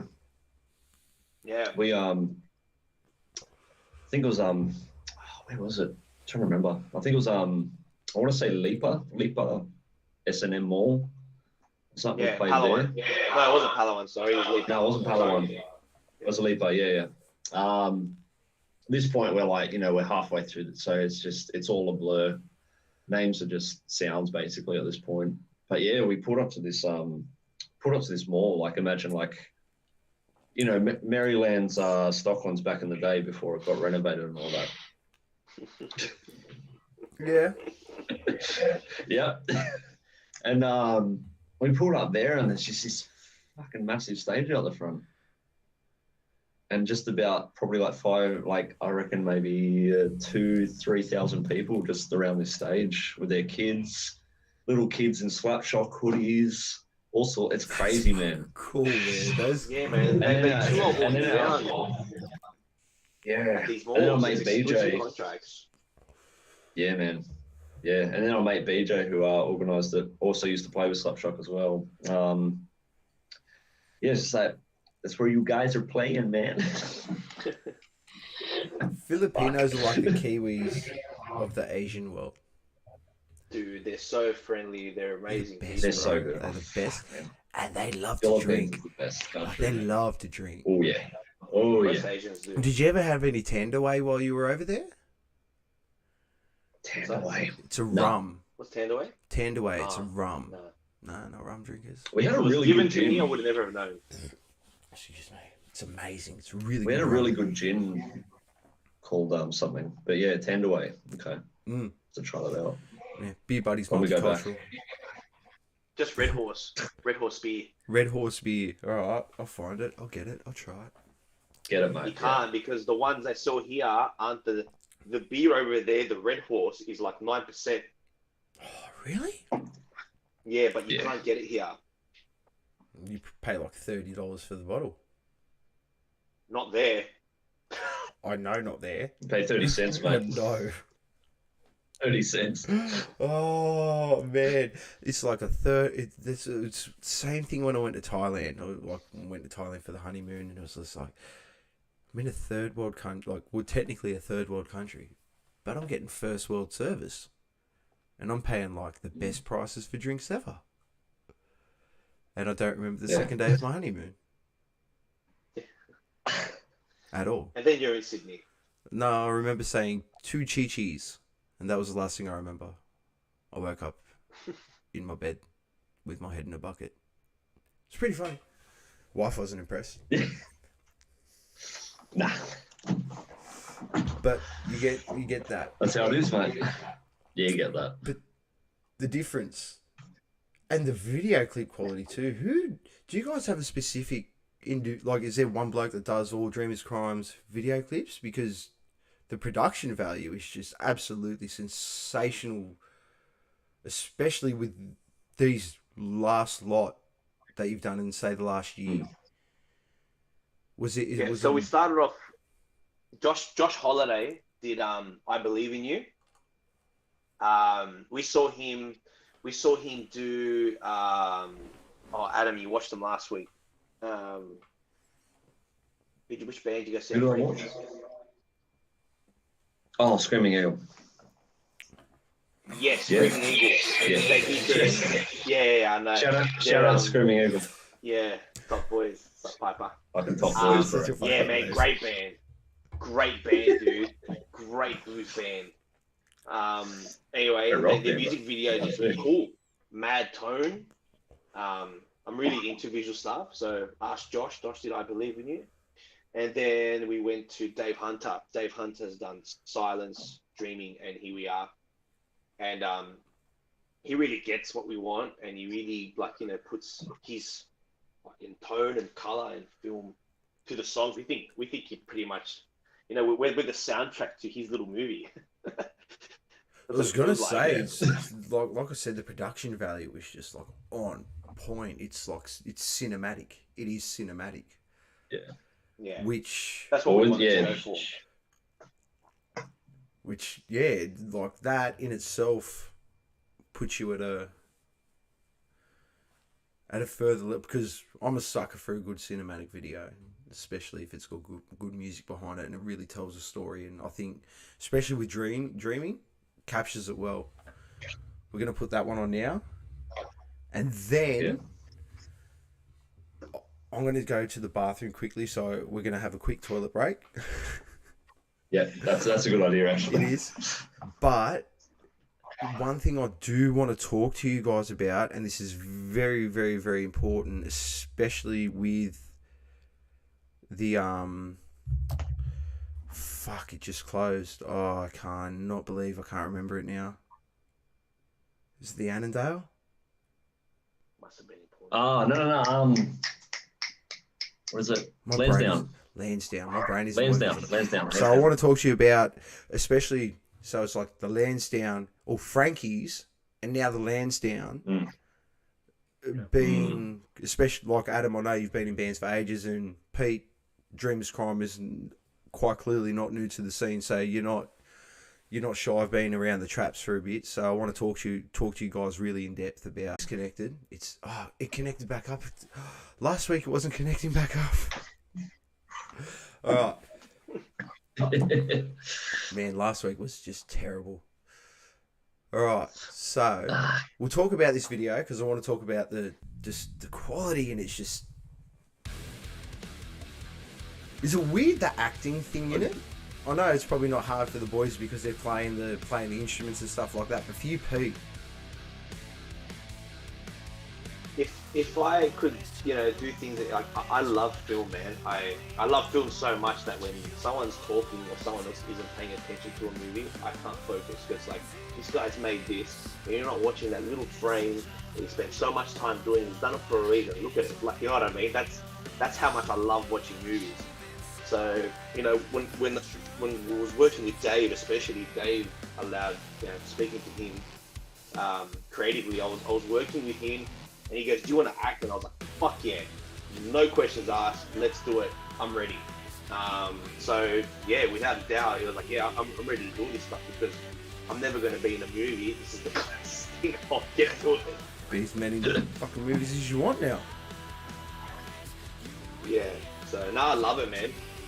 I love it. I think it brings out character to... whether it's a bass, whether it's other band members playing or myself playing, it brings character to the video as well.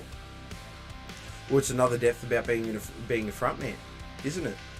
Yeah. It's another aspect. You got to be able to do those extra. You haven't got an instrument to hide behind.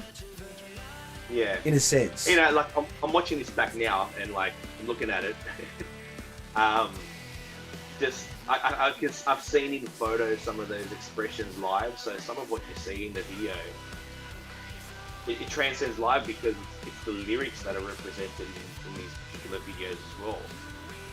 So you don't walk into it with a whole, this is how I want to present it. You go into it, this is how I present it live, and this is how I'm going to try and present it on the video. Nah, I can't say I think that way doing it. I think it just does it on its own. Yeah, I never go in there intending that. Okay. I think like Silence does that big time. Like, Adam will tell you, the bridge with the one that was like, it's like real Marilyn Manson effect, like radio effective for screaming. Dude, that's the way I'm sitting in the chair screaming and saying that bit is the way it fucking looks like, dude. Good. Yeah. Good, because that's you're looking at me, dude. Nah, that's something special because that's like that's a real impactful bit in the video. So when you see that cross over to a live, it's real. That like what you felt in like it transcends from the. Do you know what I mean? It's not fake. Yeah. Because what you're feeling in that moment in the video is what you feel every time you sing that line. that is how it's presented. It wasn't just for that. Especially with the story that goes along with the lyric too. It's the perfect combination. What is the story behind Dreaming? Dreaming. Dreaming. Let's take out my thoughts for a sec. Dreaming was written just like, you know, it was again based on the struggle of the band at one stage. Adam broke. Just he's gone to the toilet. Yeah, no, I was literally going to announce a toilet break after the answer to this. Couldn't hold it. Don't worry about him. Yeah, man, we're going through a struggle. We're going through a struggle because we all wanted to express ourselves in different ways, and we couldn't, and we had to come to an agreement. Some compromised, some over-compromised, and you know, at the end of the day, the lyrics are just like, you know, we're the ones that are like the brotherhood. There's a lot of metaphors in the lyric. That's what dreaming is. You know what I mean? Dreaming's a metaphor, it's aren't like they? dreaming is a metaphor in that I didn't use the word nightmare, but it was a bad experience. You know, you realize you're dreaming, you're breathing, like the negative thoughts. Wake up from it. That's what the dreaming is. People hear the dreaming, it's a good thing. That was a negative thing. I still didn't want to use the word nightmare. It's a bit of a cliche, isn't it? Nightmare's just a dream. That's a bad one. And that's your favorite band's one of their biggest songs too. Yeah, well. That's a sick song though. That's not Metallica vibes, is it? Oh man, they're just too good. It's just, do you know what the weird thing? I love Trivium, but Trivium's great. Trivium's great live. Don't too. ask me why. Like, it doesn't make it. Theoretically, it doesn't make sense. But Matt Heafy just does it for me. Like, I don't know what it is. Matt Heafy just fucking, like, his stage, like, just everything about him does it for me. Just Avenged Sevenfold fucking does it. I just don't know. Yeah. Go to the bathroom. We're gonna have a quick break. I'll put on some music. I'm alright, man. I'll chill here with the peeps. Alright. Chill with the peeps. I'll be 2 seconds. If anyone wants to ask me something, type away. Yeah, he's watching. Yeah, I'm watching. You 5 fuckers that are watching.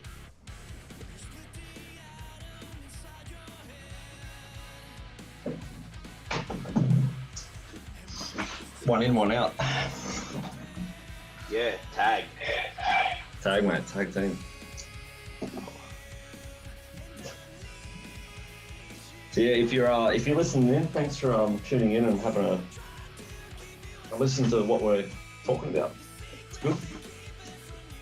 Talking shit. I'm sure there's better ways you can spend your Friday night, but we really appreciate you being here. Cheers to you. Cheers, boss. Not bad,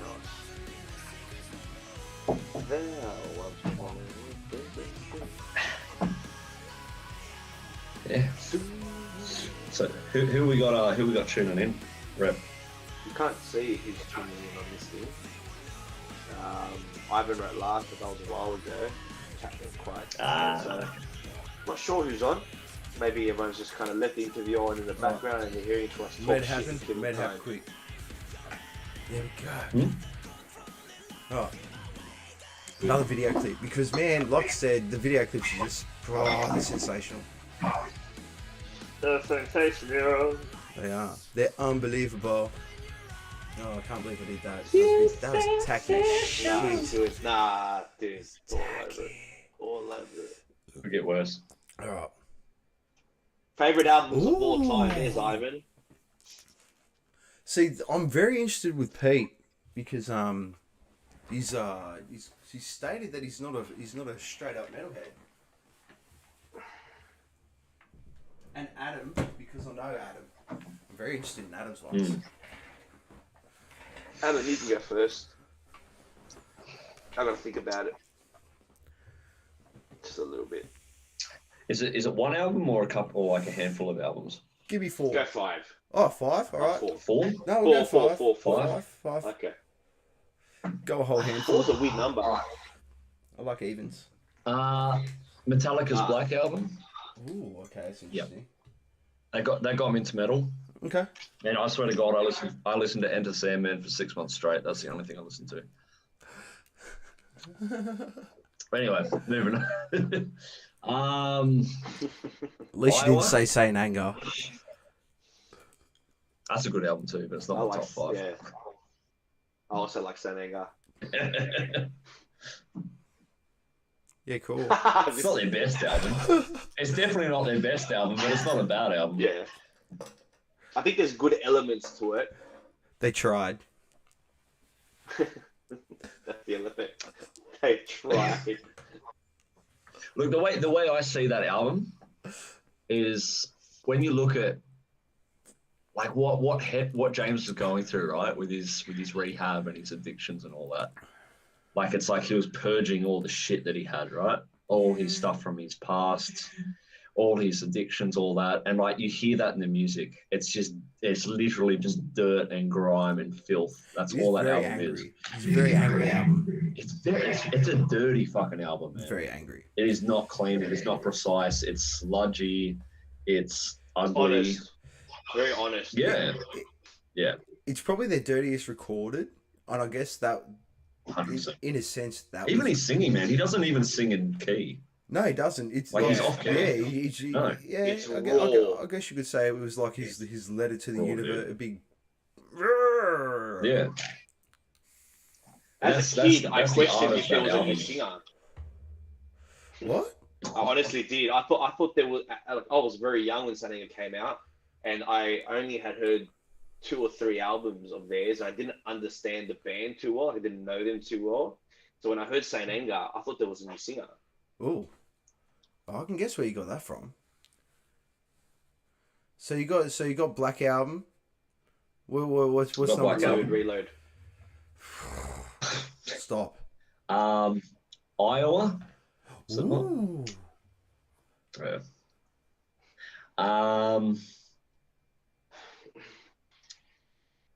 Thamada, Carnival. Yes. Yeah. Are we going 4 or 5? We'll go 5. We're there. You only got Okay. 2. You only got 2. It's a tied spot between Sleeping with Ghosts by Placebo Oh, okay. and I actually think that was called Fear of a Black Placebo. Yeah, good old Placebo. And Brian Milko. And Fear of a Blank Planet by Porcupine Tree. I'm gonna have to write that one down. I haven't heard that Yeah. one. Like prog, like English prog. English sort of prog. Old school English prog, man. Yeah. English prog. I like English rap. Big fan. But of not English rap. like drill stuff or Yeah, love that like shit. earlier. I like. Big fan of Dizzy Rascal, but like Dizzy Rascal's like earlier stuff. Oh, like more grind, like Yeah, is the it grind? grimy Would be shit. grind. Yeah, it was really Yeah. good. I know.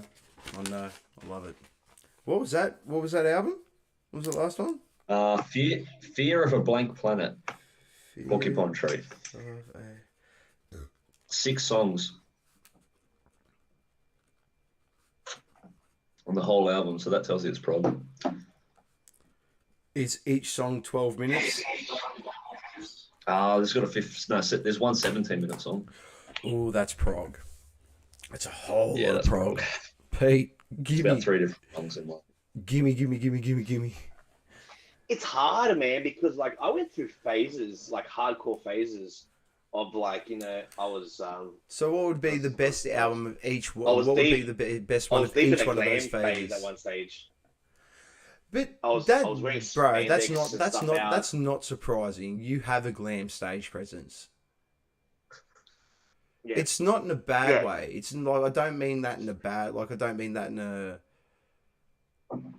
insulting way at all, because Twisted Sister were probably one of like the best. Glam's good, man. Glam's fucking awesome. Actually, after we do this stream, I'm going to tell you about a band that if you ever go and play in Queensland with, I want you guys to get these guys on the bill. But we'll talk about them after. Okay. All right. Yep. Just remind me, because I'll get drunk and forget. All right, I'm going to base this off, you know what? I'm going to base this off in my life, what albums in different parts of my life I've listened to the most, right? Doesn't mean that they're my favorite albums now. I'm just going to go by the plays. That makes sense. All right.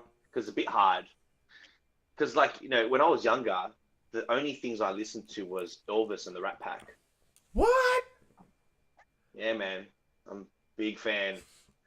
So you're like dad. So let me get this straight. Your dad was like, or your parents were proper Grecos that listen to good music.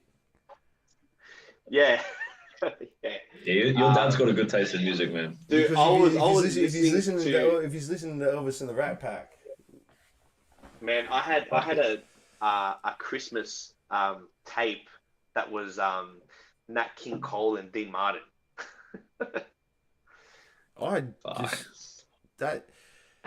Singers always got weird ones. Singers always got weird Yeah, I ones. know. They're got weirdos.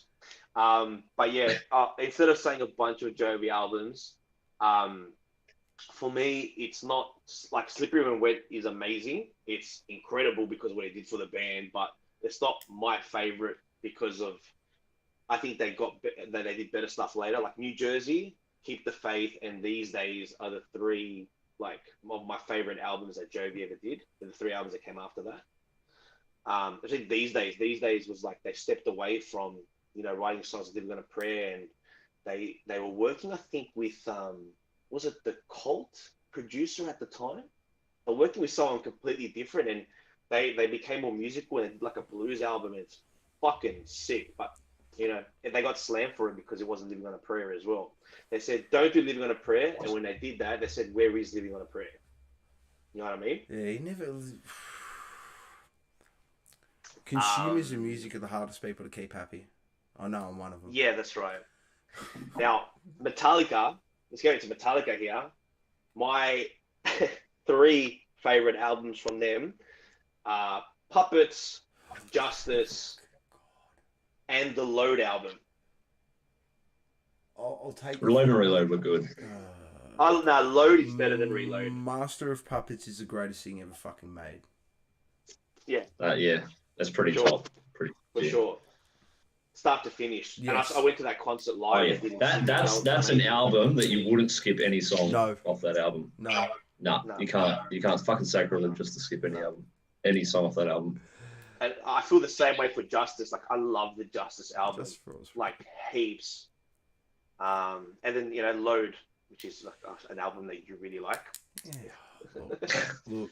I like Load. I don't skip a track. Like James sounds awesome on that for me, and it's just got this mad hard rock melody presentation, and it worked. Like Outlaw, like the reason why I like Load is like for songs like Outlaw, Torn, and Bleeding Me. Yeah. Okay. I'll tell you where my issue with Metallica sort of goes.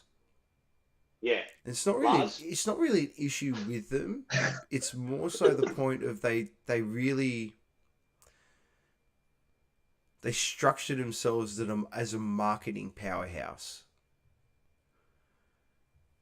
So it's like There's Michael. their first handful of albums, and I'm pretty sure it was pretty much everything up to the Black Album. They had never marketed properly. And what is the secret, Michael? Michael's asking. What is it? Michael's the guitarist. What is the secret? Michael, just jump in the call. Yicky.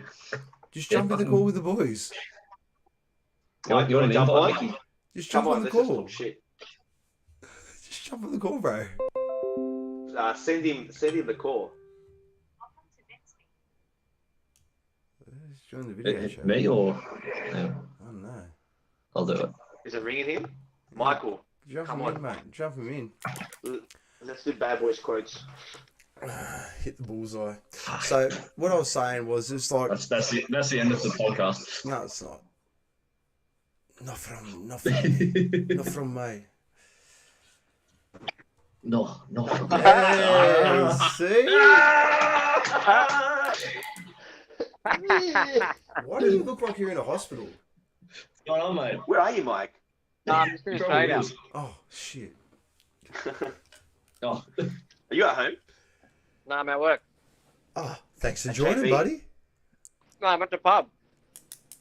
Oh, okay. true. Mate, is this a plot twist of an interview or what? I don't know what's going on. I love it. I I was love like, it. what's This is this what it's live all shit? about, man. This is what it's all about. Yeah, What no, is we're just real? doing How much we're, more we're live do talking you want with to go? Kyle and just talking about the album and just music in general and things that we like, and then you popped up. It's like, fuck, get on the call. We were just talking about you leaving the band about half an hour ago. Where's I chimed in at like some point where you're talking about the stadium show. Yeah. Oh, yeah. Yeah. I was like, Good where's times. Jackie O? Solid times. Oh, Jackie O, that's actually my mum. My mum's name's Jackie. Wait. Oh, I think it meant like it was actually Jackie O. No, my mum's name's Jackie. So anytime anyone makes that joke, I just say it's my mum. Anytime, you know what the worst part? Like I work in like, so I told you I work in food manufacturing. I work with trucks, so I get a lot of truck drivers. So they always go, oh, like, because we don't sign anything at the moment because of the COVID and that. They go, oh, how do you spell, like, what's your name? I go, oh, it's Kyle. And they go, what? I go, you know Kyle, like that Kyle Sanderlands dickhead? And they get it straight away. Because everyone still listens to him. Just come listen to me. I'm a heaps better Kyle and I drink beer. Yeah, mate. You're way better. Man. Oh, I'd like to think I am. Oh, 100%, man. His house is much bigger. There you go. Yeah. Man, Kyle, ask Mick a That's question. He'll be dead set honest with you. And like, you know, we've got none of us have bad beef with each other at all. All right, Mick, why'd you leave? How honest can Shut up,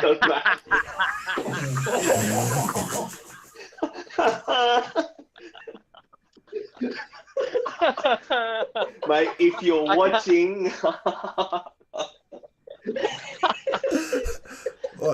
Why did you leave?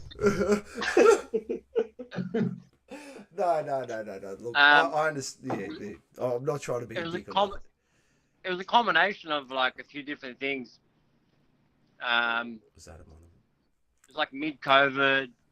I had a few things going on in my life, just like some hardships, and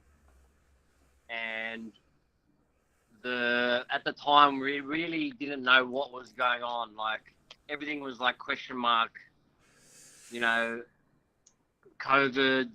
You know, can we do gigs? Can we not? What are we gonna do?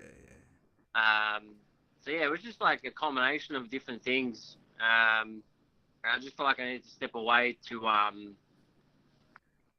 just kept foregoing kind of like my own shit, Yeah. and it was just getting to a point where I needed to really step back and work on that stuff, just to be like happy, to be walking around, to be, you know what I mean? No, I feel you, man. I feel you. It's 100%. If you can't, I guess if you haven't got that balance properly, you can't put the full thought and commitment of what you need to into the band, and that's no dig. That's nothing wrong with that.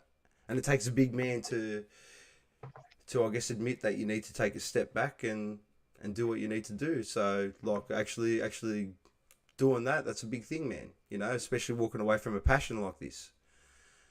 Well, yeah, that's the thing. Like, if I wasn't like complete on my own, like I wasn't me when I was in the band situation, or if I'm at the work situation, or whatever it is, you know what I mean?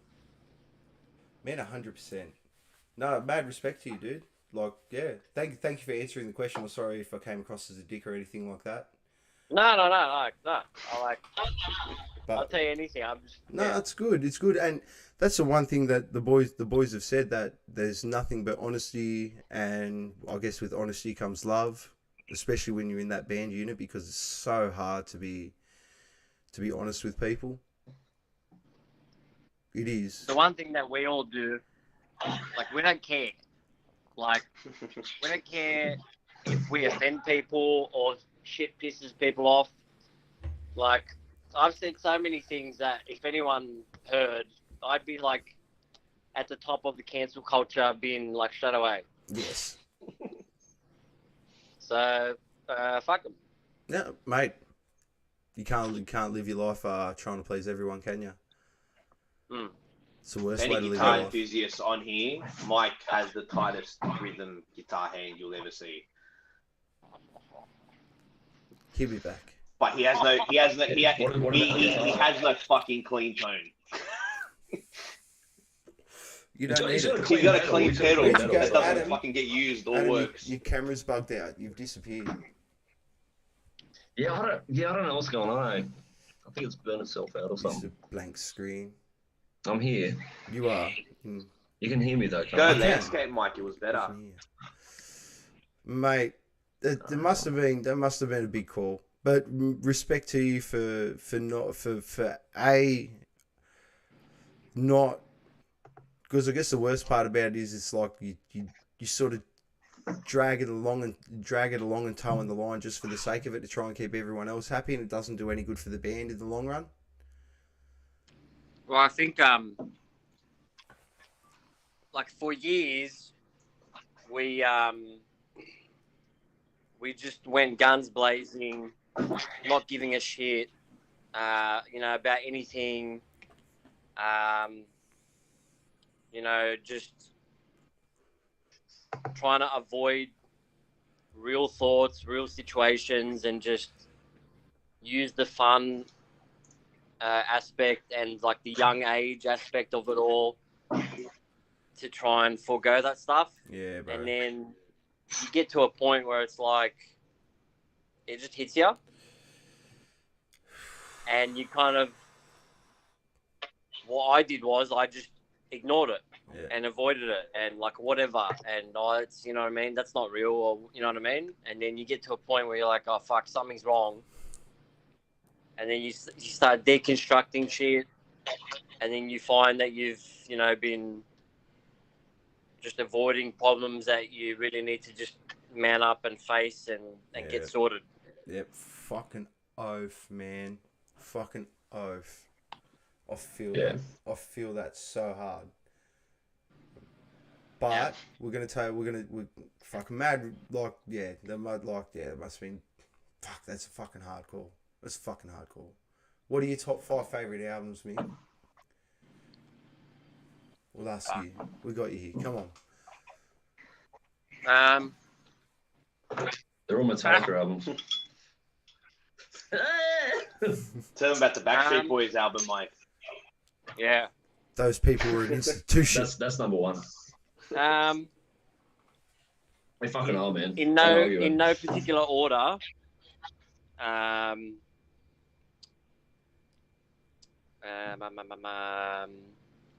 Master of Puppets. Yeah, there's another one. 4 Cowboys 4 from Hell. Yes. I haven't mentioned that before. The first Tremonti solo album. Tremonti. Mark Tremonti, Alter Bridge Creed guitarist. Yeah, his first solo album. Yeah, it's fucking solid. That's fucking hard. Mm. I would say not one album, but in general, Kiss. They were like one of my favorites bands. And probably Rain in Blood. Man, rock solid as shit, man. Yeah. That's rock solid. That's a rock solid list. That's rock solid. Yeah. That's pretty fucking good. Cause and you can hear those old school elements with all that stuff you've recorded. Yeah. But it doesn't. Mate. Do you know how it's like when I guess going back to that, I don't want to talk about it, but that shit review that you guys got lumped into. I told you about Kill Your Stereo, Mike. I have seen a lot of bands where it's just like, especially I guess some Sydney or Australian thrash bands. I shouldn't just Australian thrash bands. It just gets a bit.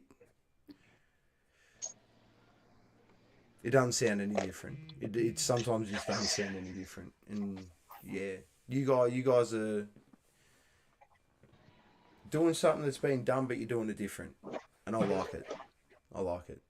Well, I mean, everything's been done. Let's be honest. But Yeah.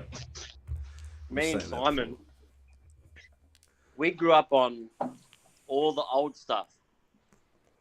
Kiss, Black Sabbath, you know, whatever it is.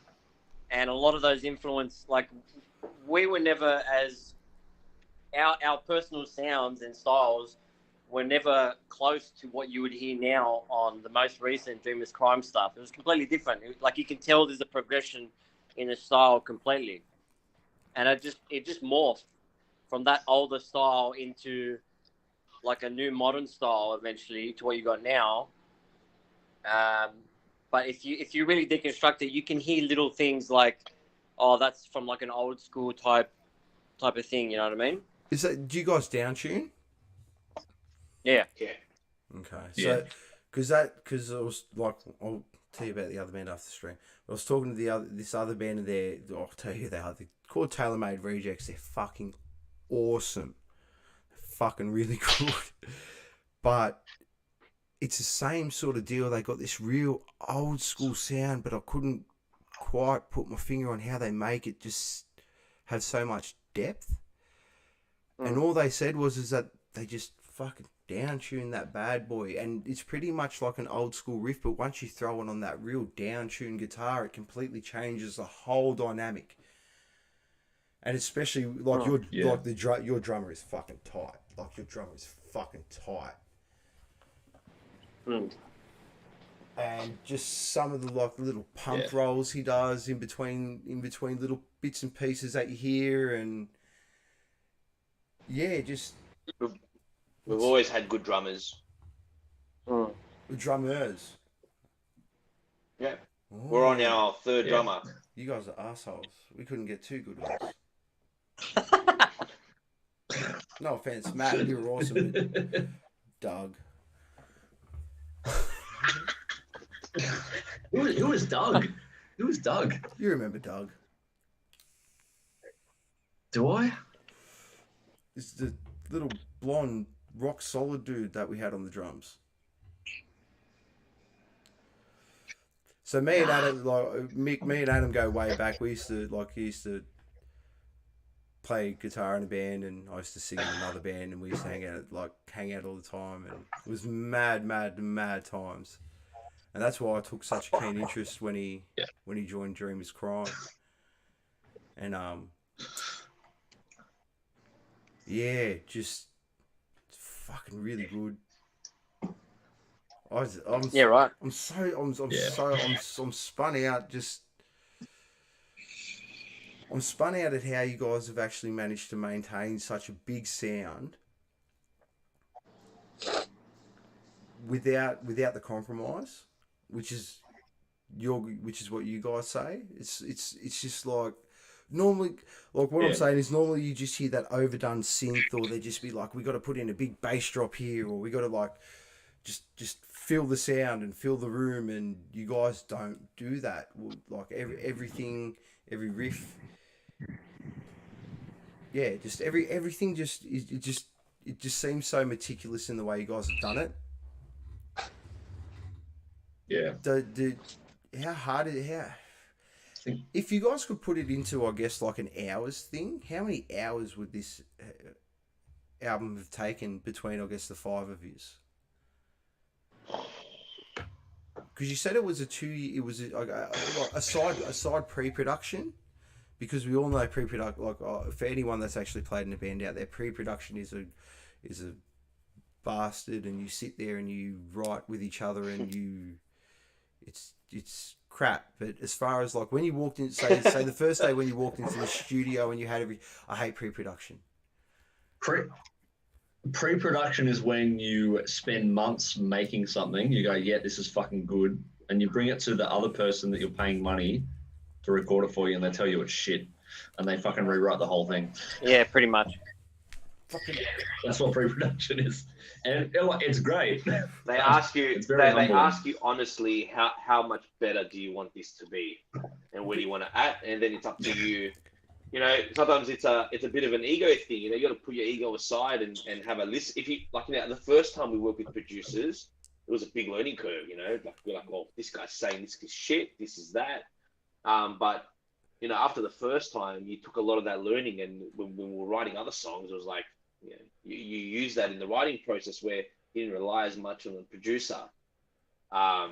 But in regards to the writing hours, like before Adam joined, Miku Toya, we had a studio room that we had rented out, and we had a 24-hour access.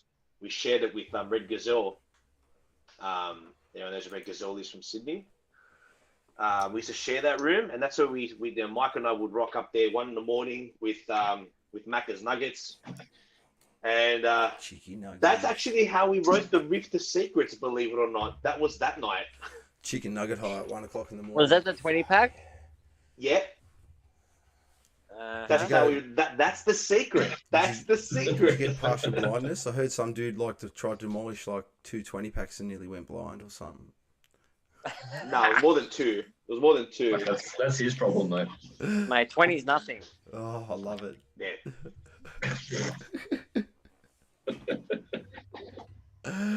Oh, man, that's unreal. So in the way of hours, Hours. Yeah, it took a lot of work, man. Like, some of those riffs. We're working too, by the from- way. What's that? We're working full time as well. Yeah, some of those Different hour riffs shift. were like from, 2-3 years before we even started writing that album. You know what I mean? Like, I remember this riff from like 3 years ago.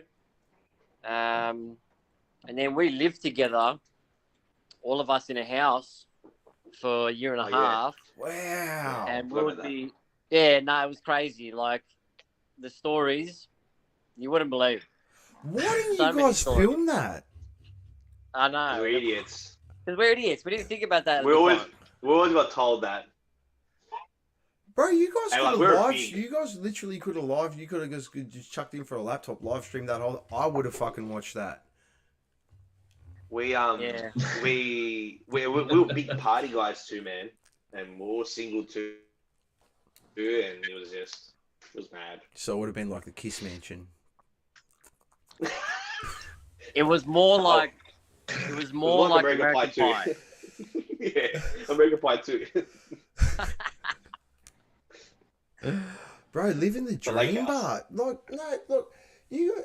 That's awesome. You guys have like taken the whole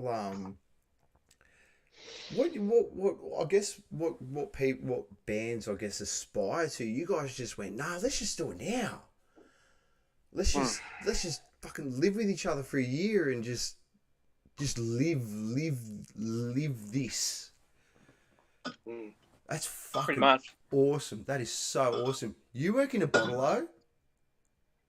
It's a pub, but I'm in the bottle at the moment.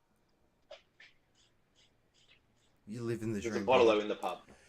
Live in the dream. Can you pour me a virtual schooner? living the Mon- dream. The Motley Crue mansion. Nah, we weren't that dirty. We're quite clean.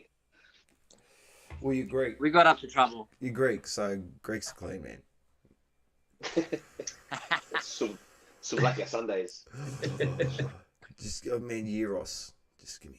Oh, I could smack. Every Sunday, man. We did that every Sunday. We cooked I'm it. hungry now. I want a Euros.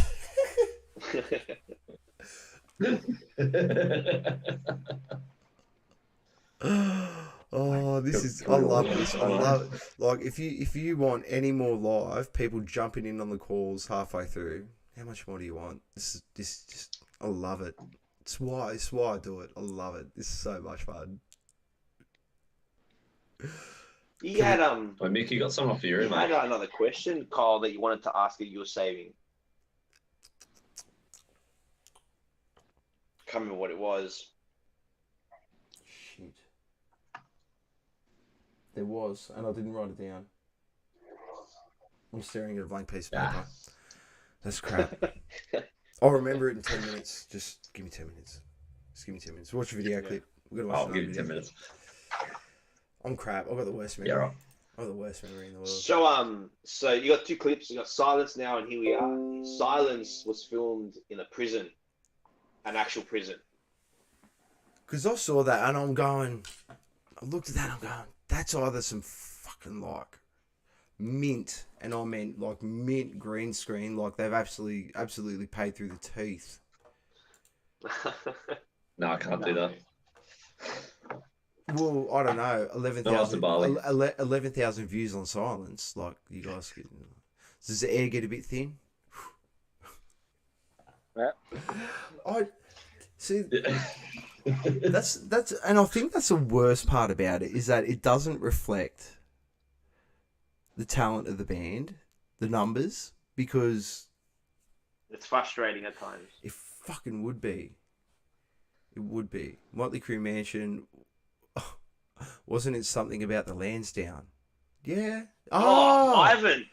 There you go, Fucking Ivan. Ivan. Lansdowne, Ivan with yeah. the save. Okay, He's that was Frankie's. right. Time. Okay, that was right. That was right. So So Ivan's Ivan. like the pad mate. He's got Ivan, you Taking come notes onto like the he's in class, onto man. the stream every week, brother. You're fam. You're fam now, Ivan. You'll be a buddy fam, my brother. Mike, it's the Ivan that's writing the questions. From overseas. No, Ivan, the extra Yeah, that yeah. female. Bro. Yeah. Absolute legend.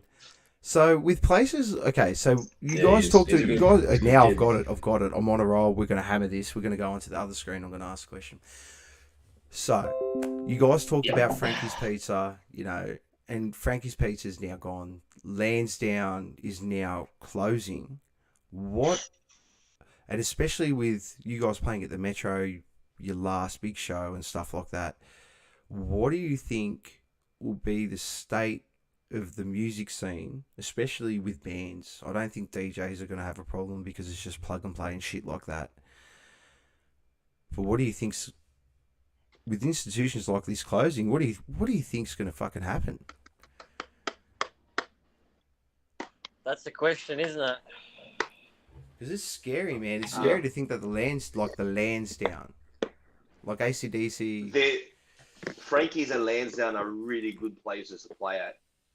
Frankie's is Frankie's, and the Lansdowne got, you know, it got its renovations 3-4 years ago, and it was one of the venues that was able to stay open during COVID. Yeah, yeah. You know, and then now it got fucked to become a fucking hostel.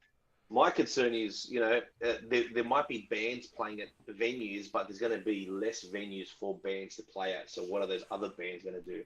Are they going to write and release? They're going to be the new formula?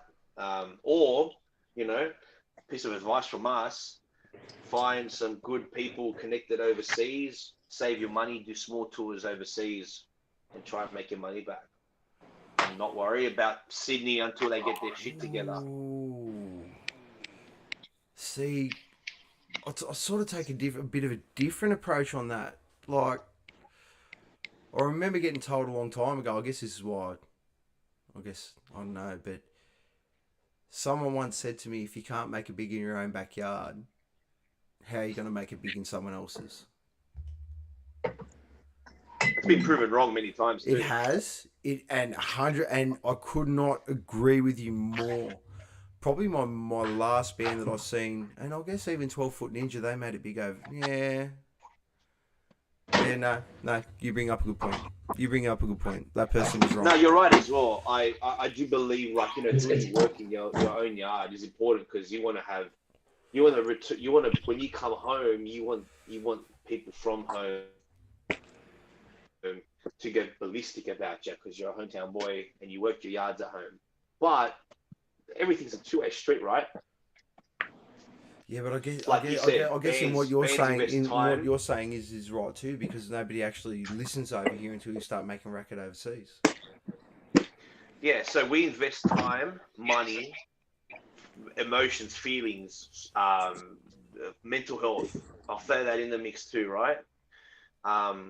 If you can guarantee that you're going to get the results that you need and you want overseas, why not be selfish and do it if you can't get it here and just keep trying to go against the grain? That probably won't work.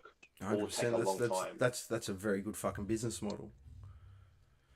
Taking it actually from a business perspective, you got. Because we've failed a lot as a band, business-wise. You know what I mean? Well, not Like even all so the much guys that. who were You talking. got to think about the population that you have over in those areas as well. You guys said you had three. What was it? 2,000 or 3,000 people standing around and seeing you at a mall.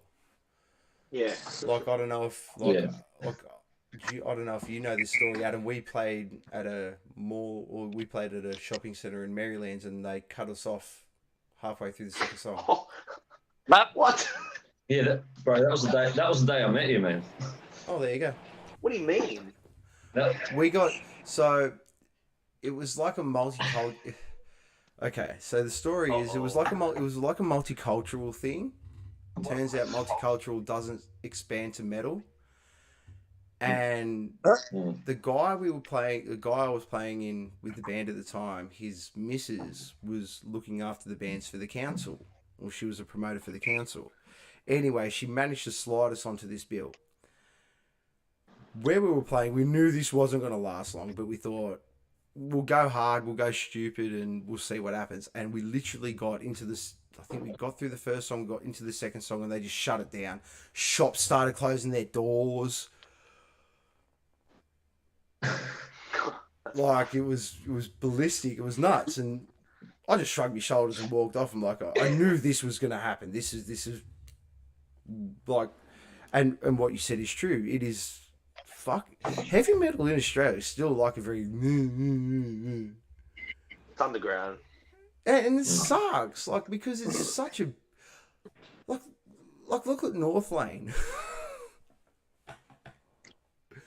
Those guys have absolutely Heaps of bands. killed Look at it. Parkway Like, Drive. there you go. There's Parkway another Drive. one, and like exactly. And I mean, They don't fuck around, man. They throw it down. They go hard, and yet it's still and they're huge. it's still not appreciated. We're still not appreciated. I think it's like No. products of the time. Like if you could name a few big metal Australian bands from the last few years, you couldn't do it, could you? So realistically, we talking, Mike? the heaviest would be like Butterfly Effect. Parkway no, Drive. sorry, no. Oh, Nah. what's that one? No, Birds of Northland. Tokyo. North Lane. There's a Tokyo one here. Fire. Yeah, I know, but they won like a heavy metal award recently. Northlane didn't win it, but even look at No. Polaris. Uh-huh. Polaris are fucking next level. Yeah, Yeah, Polaris. what, like Yeah. 2 or 3 bands? That's it. Like the growth of Australian metal bands is like fuck all. It's minuscule. And the Well, bands Alvin's brought up. majority Sorry, Mike. the majority of bands that you do see at your Frankie's or your here or whatever, it's your rock and roll, good times kind of music. It's not progressive metal like us, or you know what I mean? Like it's just Yeah. And it's not only it does not only apply to music; it applies to everything else, movies, whatever it is. Just Yeah, the Australian film industry. times are changing. You know what I mean? Yeah. Like people are not going out to cinemas anymore; they're watching Netflix. You know what I mean? Like it's just different times. In saying We've that, always do been you- a band as well that doesn't fit anywhere. So when we rock up to a gig, we don't relate to anybody on any bill that we've played on. We're not heavy enough to be a metal band, a proper metal band, and we're not your rock and roll band or a soft rock band. We're dead set in That'd the be- middle where that'd be the metal tough. guys are a bit torn, and the people that are more easy listening find the guitars or the vocals too heavy. So we're right smack bang in the middle. That is in Australia. I believe that the market is very, very small, whereas our sound is very European. It's very polarized. Yeah, I would agree with that. I would agree that the Europeans and South like the rest of the world would be more open to the experience of Dreamers Crime. 100%. 100%. And I think that's because they enjoy listening to new stuff a lot more. They're always open. That's because they don't read through your stereo. Yeah, they love a live show. Ivan, go and listen. Go, Ivan. Go and listen to Polaris right now. I don't care if you just jump off the stream for a bit. Just go and listen to Polaris. Change your life, my brother. Surely Ivan's listening. I'm pretty sure he meant it as in Polaris was an Aussie band I think his comment was delayed. Yeah, Linkin Park. I do it like Ivan said. It's sort of like how Linkin Park or any older band that's also sat in the middle too. Yes, I do. But Linkin Park were in the mainstream rock industry at that point. I think Linkin Park was timing, but time. they had the same attitude as you guys. I always thought they were a manufactured band. I was very wrong about that after doing my research, and they had the same mantra as you guys: no compromise. We do it how we do it, and we don't do it any other way. Yeah. Dude, Hybrid Theory took like 5 years to make. I'm not surprised. Maybe longer. That's a fucking fantastic album. That's it. That's one of my top 5 too. I didn't get that far. Just fucking way ahead of its time. It was, but was it? It was ahead of its time in the sense that it had 2 singers doing it. It was ahead of its time in the sense that I guess they really brought the fucking DJ element into it. They really brought the DJ element into it. Yeah, they did. They bought the sampling synth thing that's now quite predominant. Yeah, more so than And I what think Limp they've Bizkit been a did. big influence on bands like 15, 20 years later. Yeah, Yeah. I think Limp Bizkit had a lot of big parts in Linkin Park. Oh, 100%. Yeah. Yeah. Or even, I guess, if you're really gonna say anyone, it'd be Rage. Or Rage, yeah. 100% Rage. And Korn. Hey, All Korn. Rage. Oh, massive Korn fan. Yeah. Massive. Love Korn. No, not a fan, Depends mate. if it's got butter on it. Ah. Corn get can't that. be done. What was it about Korn?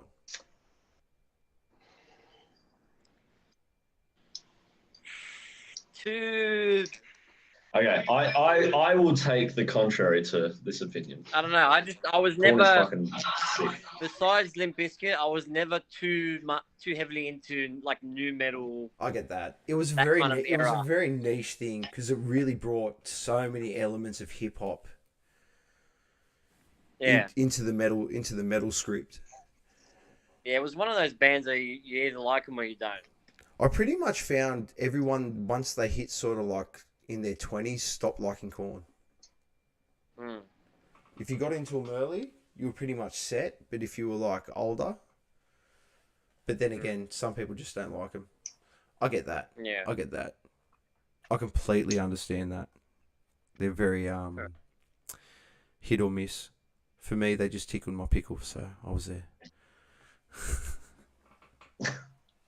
And the whole thing that they done with Ice Cube as well, I was just like, because for me it was Follow the Leader that got me into it, and it's like, man, these guys doing shit with Cube too. Like, what the fuck? Yeah. That's pretty Big, cool. what's it called? Fuck, what's the term when you work with somebody else? It's a fucking blank. Collaboration. Collaboration. That was a huge collaboration. That was. Yeah. And Yeah. Korn actually did a song for Ice Cube on one of his albums. They wrote all the music for it, and it's called Fuck Dying. It's actually a really fucking good song. Go check it out. But What is Fuck it? Dying. it's called Fuck Dying. Fuck Dying. Oh, fuck Like No, Dying. dying. No, dying. Like dying. Blech. Fucking dying. Oh, Yeah, fuck dying. Blech. I ain't dying. it's gonna about to say. It's pretty banging. It's pretty banging. I like it. Fuck dying back. But- Have you guys got? Have you Before guys? continue? Yeah. I gotta bow out. I got some work to do. Ah, that's all right. Hey, thanks for joining me. Really appreciate no, it. it's Thanks for okay. your honesty. Yeah, thanks, man. Mickey. Thanks No, for your always. honesty. I really appreciate it. Eh? That's yeah, solid as eh. All good. I hope to see you soon. All good. Thanks, man. Thanks, Peace out, guys. champion. See me. Thanks, Mickey. See you Yeah. soon, brother. See you, bud. What an absolute legend, Mick. Thank you so much for joining, bud. You're an absolute champion. I hope I didn't offend you or anything, but thank you for your honesty. It takes a fucking big man to do what you did and be that honest. So, more power to you, brother. All right. Yeah. I'm scared, boys. Have we got any shows booked? Oh, No. we had Frankie's got cancelled. Yeah. We're trying to make a show in November work at the moment. November could be on the cards, but we're just focusing on the moment on releasing the next batch of songs. A couple of remixes in the works. Man, your remixes are fucking tight. I felt Yeah. like we were listening to one or two of them tonight, like while the stream's been going. I don't know why I didn't put the music back on. But they're fucking tight. Yeah, we like a good remix, man. Cheers. Like, very good. Very good. Yeah. So yeah, those first, and then we'll go from there, man. It's kind of like at the moment to play gigs, especially here in New South Wales. It's like, fuck, man, I just don't want to be let down again because it hurts, man. It's time at the moment. You're taking big punches. They're big punches. The cancellings and no money and just feeling like you're going nowhere. The punches are getting harder and harder. So, with that, have you guys thought about maybe taking a different approach and really honing in, on, say, the social media side of things? Because at the moment, you're a bit restricted. You can't do the shows and stuff like that. But in saying that, speaking to you guys tonight, and I know, Adam, man, you guys are very animated guys. You got big personalities. You're good people. And we need to see more of that. Have you guys actually thought of taking the avenue of just fucking record everything and just try and really plaster social media to keep us, the fans, interested? It's always a thought that's there. And like, you know, we could, like Pete said before, we could do better on it. Like when we sort of go in and do like rehearsal, we hang out together, our focus is just being In the moment, being in the moment, like just being together, we're very old school. playing like the that. music, that sort of thing. Very old school like that. When you got to think about like setting up a camera and filming all that stuff, like as good as it is when you do it, like it's like a third layer to what you've got to do. So it's sort of hard to bring that into your train of thought. It is. And like, look, if we did it, man, if we did it properly, we'd there'd be so much more. I guess it's that generational thing. We're not a part of that generation that reaches for our phone and grabs it every time something happens. Yeah. Do you know, like I find we sort of want to just go, holy fuck, that's happening. Well, I find there's two types of people now in this world. There's when something happens, they'll either do something about it or reach for their phone and try and film it. Yeah. Do you know what I'm saying? Yeah. 100%. And And that's like you said, dude. I'm a big person on excuses. Every time I say social media should be better, I know I could do better, it's an excuse from my end because I should be doing better. Period. Whatever I'm saying is an excuse. But between the four of us, we also we go through phases where it's like, bro, I need to get off social media for a bit. I just don't want to look at my phone for a while. We all go through that where it's like we're not, but that's the problem. That type of attitude, our mentality, and our attitude we're not connected with our phones. Yeah. Look, all I can say is, for you guys, with the current climate of what's going on at the moment, buy a shit phone or a shit camera and a shit easel and just set it up in the corner so it can see yous, and the rest of it will come. I mean, it's easier said than done, and I know I'm talking whatever, but I know as someone that's like a consumer, I love all that behind the scenes shit, because it's one thing to get an album, but it's another thing to actually be there while you're making the album. It's like you're a part of it. Do you know what I mean? It's really, and I know like what you like, and I completely understand what you guys are saying in the sense that you need that disconnect from social media sometimes, because it's a mental health break at the end of the day is what you have when you get away from social media and stuff like that, because There's a lot of negativity on that shit, and you don't need it all the time. But I guess sort of with Dreamers Crime and the following that you guys have, do you like? I want to see it just, and I feel like if you guys do that, just little bits and pieces, it'll, I don't know, it won't It'll have traction, yeah. Yeah, it's not so much that, as long as you, it's gonna sound really stupid, and I need to do the same thing as a content creator too. Like, I need to be making shorts and stuff like that, and doing a lot more of that stuff. I find it hard to do when I have a full-time job and kids and all that shit. Excuses, exactly like what you're saying, Pete. If I just spend an hour each night, I'll fucking do it, and I'll get it done. I know I will, but at the end of the day, I'm fucking lazy shit. I know that, and I make excuses, and I'm comfortable with that. But for you guys, I want, like, because if you guys are actually, so when, like, we've talked for a bit tonight, and you guys are telling me that you got new shit, you're gonna be rapping, man. Feed the chooks. We're the chooks. Feed us. Feed the chooks. Just feed us fucking little bits of grain, man. Just feed us little bits of grain to keep us pecking away at Dreamers Crime. Because the last thing that needs to happen here is that you guys fall into that trap. And you know what trap I'm talking about. You know exactly what trap I'm talking about. Adam knows what trap I'm talking about. Yeah. Yeah. And you guys have got the talent. You guys have got the following. You guys have got the brains and the smarts to work overseas to realise that you guys don't. And it takes a big fucking man. It takes a good mind to realise that you're caught in a middle ground that isn't accepted where you are. So you need to work harder in other places. And that's you walk into that knowing that that's your business model.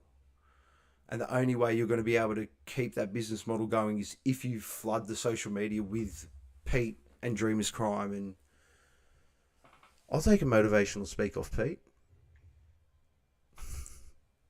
Motivational what? I'll take a motivational speak off you in the morning from Dreamers Crime. Fucking get up, mate. Go do something. Record. Fucking be creative.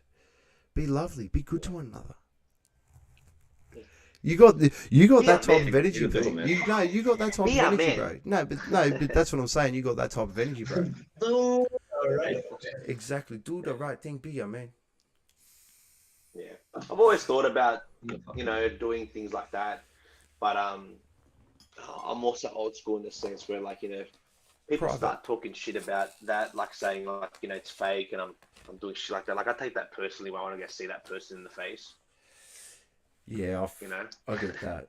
I get that. So, like, if you're generally trying to do a good thing, which, like, I'm a teacher at the end of the day, so I do that every day.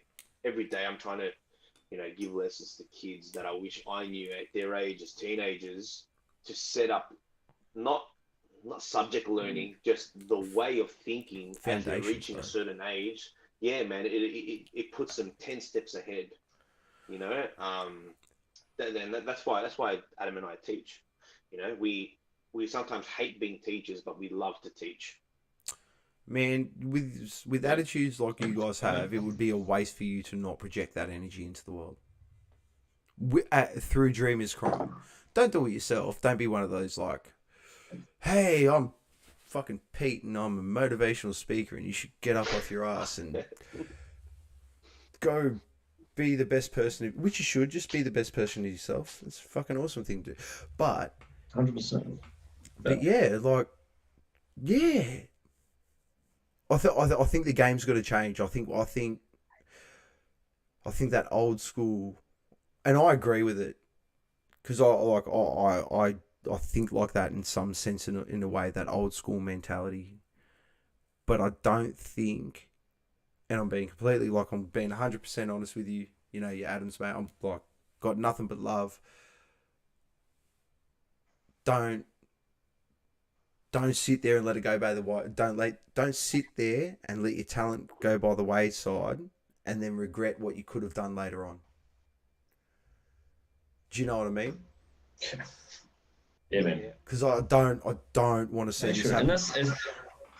And I'm saying this with nothing but love, because I want to see Dreamers Crime explode.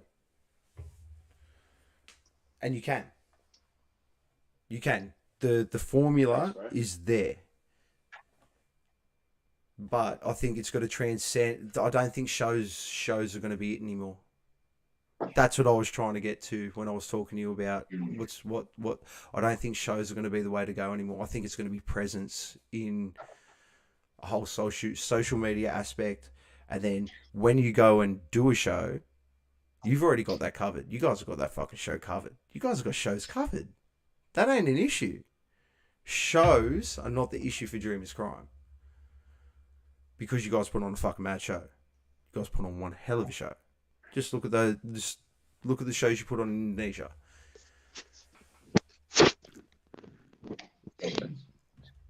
I want to see. Vietnam, We want more. Southeast Asia. Southeast. Type Sorry, of yeah, Adam's expressions with a black Yeah. screen. yeah, but fuck. Oh, I I'm still hope I'm here, not. by the way. I hope I'm not sounding like a dick and dragging the whole vibe down. But No, bro. No. I want No. to see, like, because it's there. It's there. It's sitting right there. The Dreamers Crime formula is done. Yeah. You've cemented yourself into the extent where you've got realistically a cult following. Give the cult something. Give bro, even if it's once a week, once a fortnight. Bro, every time we go and record something, give us a bit. Adam, same goes for you. Anytime we come up with a fucking baseline, ask people what they think. Because at the end of the day, they're the consumers, bro. They TikTok Dreamers Crime. See? We've got one. It's not the best. We've got one though. Bro, start doing. We've got one. Go TikTok. Dreamers Crime. It's there. Ivan. I gotta do TikTok. People keep telling me to do. How much can I drink on TikTok? Are they gonna let me do it? Are the Chinese gonna let me drink? They're not. TikTok is not. You can't go live on TikTok. I think. TikTok's just like a minute reel. I was thinking about moving to Twitch, but I like YouTube. YouTube's nice. Twitch is good too. YouTube's free. Yeah. No, Twitch is free, but YouTube's nice. But yeah, Yeah. I just I think in the way of what you got to do with like content, especially if like you're a video based, like a podcast, or you're filming behind the scenes stuff. You just whatever you have on film, because TikTok's where it is at the moment, right? Like everyone's watching TikTok. Everyone's watching reels, then 10 seconds, 5 seconds on, whatever the fuck they are. You go through everything, you go, that's good. You take it, you put it up there, it's content, it's something. And like, someone's gonna get something out of it, the other person is not. But like someone will get something out of it, Yeah. But you and I doing TikTok goes against our natural fibers of jumping on our phones again to upload a new video and do hashtag. You know what I mean? Like for me, that's like this is the most boringest work in the world. it's eye rolling shit. It's like the whole thought of like hashtag good vibes and hey, like it's just like it's like but unfortunately, FYP. And Do you know China? Yeah, all that China shit. actually. This is the funny thing, right? Because this is why Trump didn't. Trump wanted to shut down TikTok because he knew China's initial, reasoning behind owning TikTok.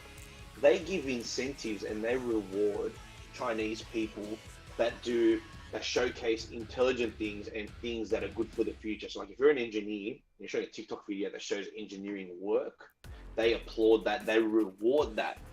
Or if people in China do the stupid shit that happens in the Western world, that doesn't get seen by anybody.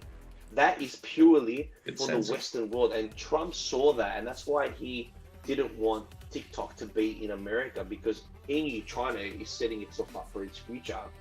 And we're sitting here doing TikTok dances. You know what I mean? Yeah, I do. Do you want to hear a fucked up conspiracy? Yeah, let's We're get diving there. deep. Let's Yeah, go fuck there. yeah. So There we TikTok is the Chinese way of actually using facial recognition, because so many people are on it using like this much of their face on most of the screen.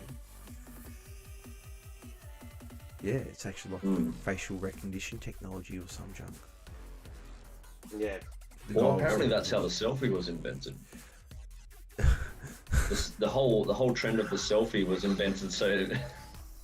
Like this is all like it could be bullshit, but it's we're on feasible. we're on I'm cool with conspiracy that. theories. I'm cool with that. It's feasible. Yeah, no, but like selfies were invented by the CIA, so everyone just basically gave the whole Their facial recognition. CIA, FBI database their facial structure. And you know, remember how at one stage everyone was uploading, I did it as well, there was a filter that aged you to like 70 years old. Oh yeah, I saw Do you that remember one. that? Oh yeah, we did that. Everyone did that. What they were saying was that it's crazy stupid to do, because now there's like a recognition of you, because there was like a 5-year, 10-year, 20-year, 30-year, 50-year, and now they can see what you look like up to a certain point for facial recognition. Far That was a that was a Russian that was thing. a wasn't it? Like, it was a Russian company. really or something. good filter. The guy who did that was That was a good filter. crazy scary. I actually got freaked out when I saw myself. I'm like, this looks legit. It's amazing what they can do with facial recognition technology these days. It's absolutely unbelievable. It scares me, but I Yeah, don't we're care. dead, man. We're dead. Oh, We're bro. dead. You know what? Just excuse me. I'm at the stage of my life now where I'm just like, I'm just gonna dip my toes down and just go with the flow of the current. You know what they get? You know what they're gonna get a lot of if they look in my phone. It's not going to be nice. It's Porn. not.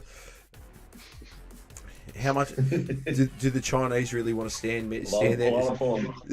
there and watch me frap every fucking time? All thriller, no filler.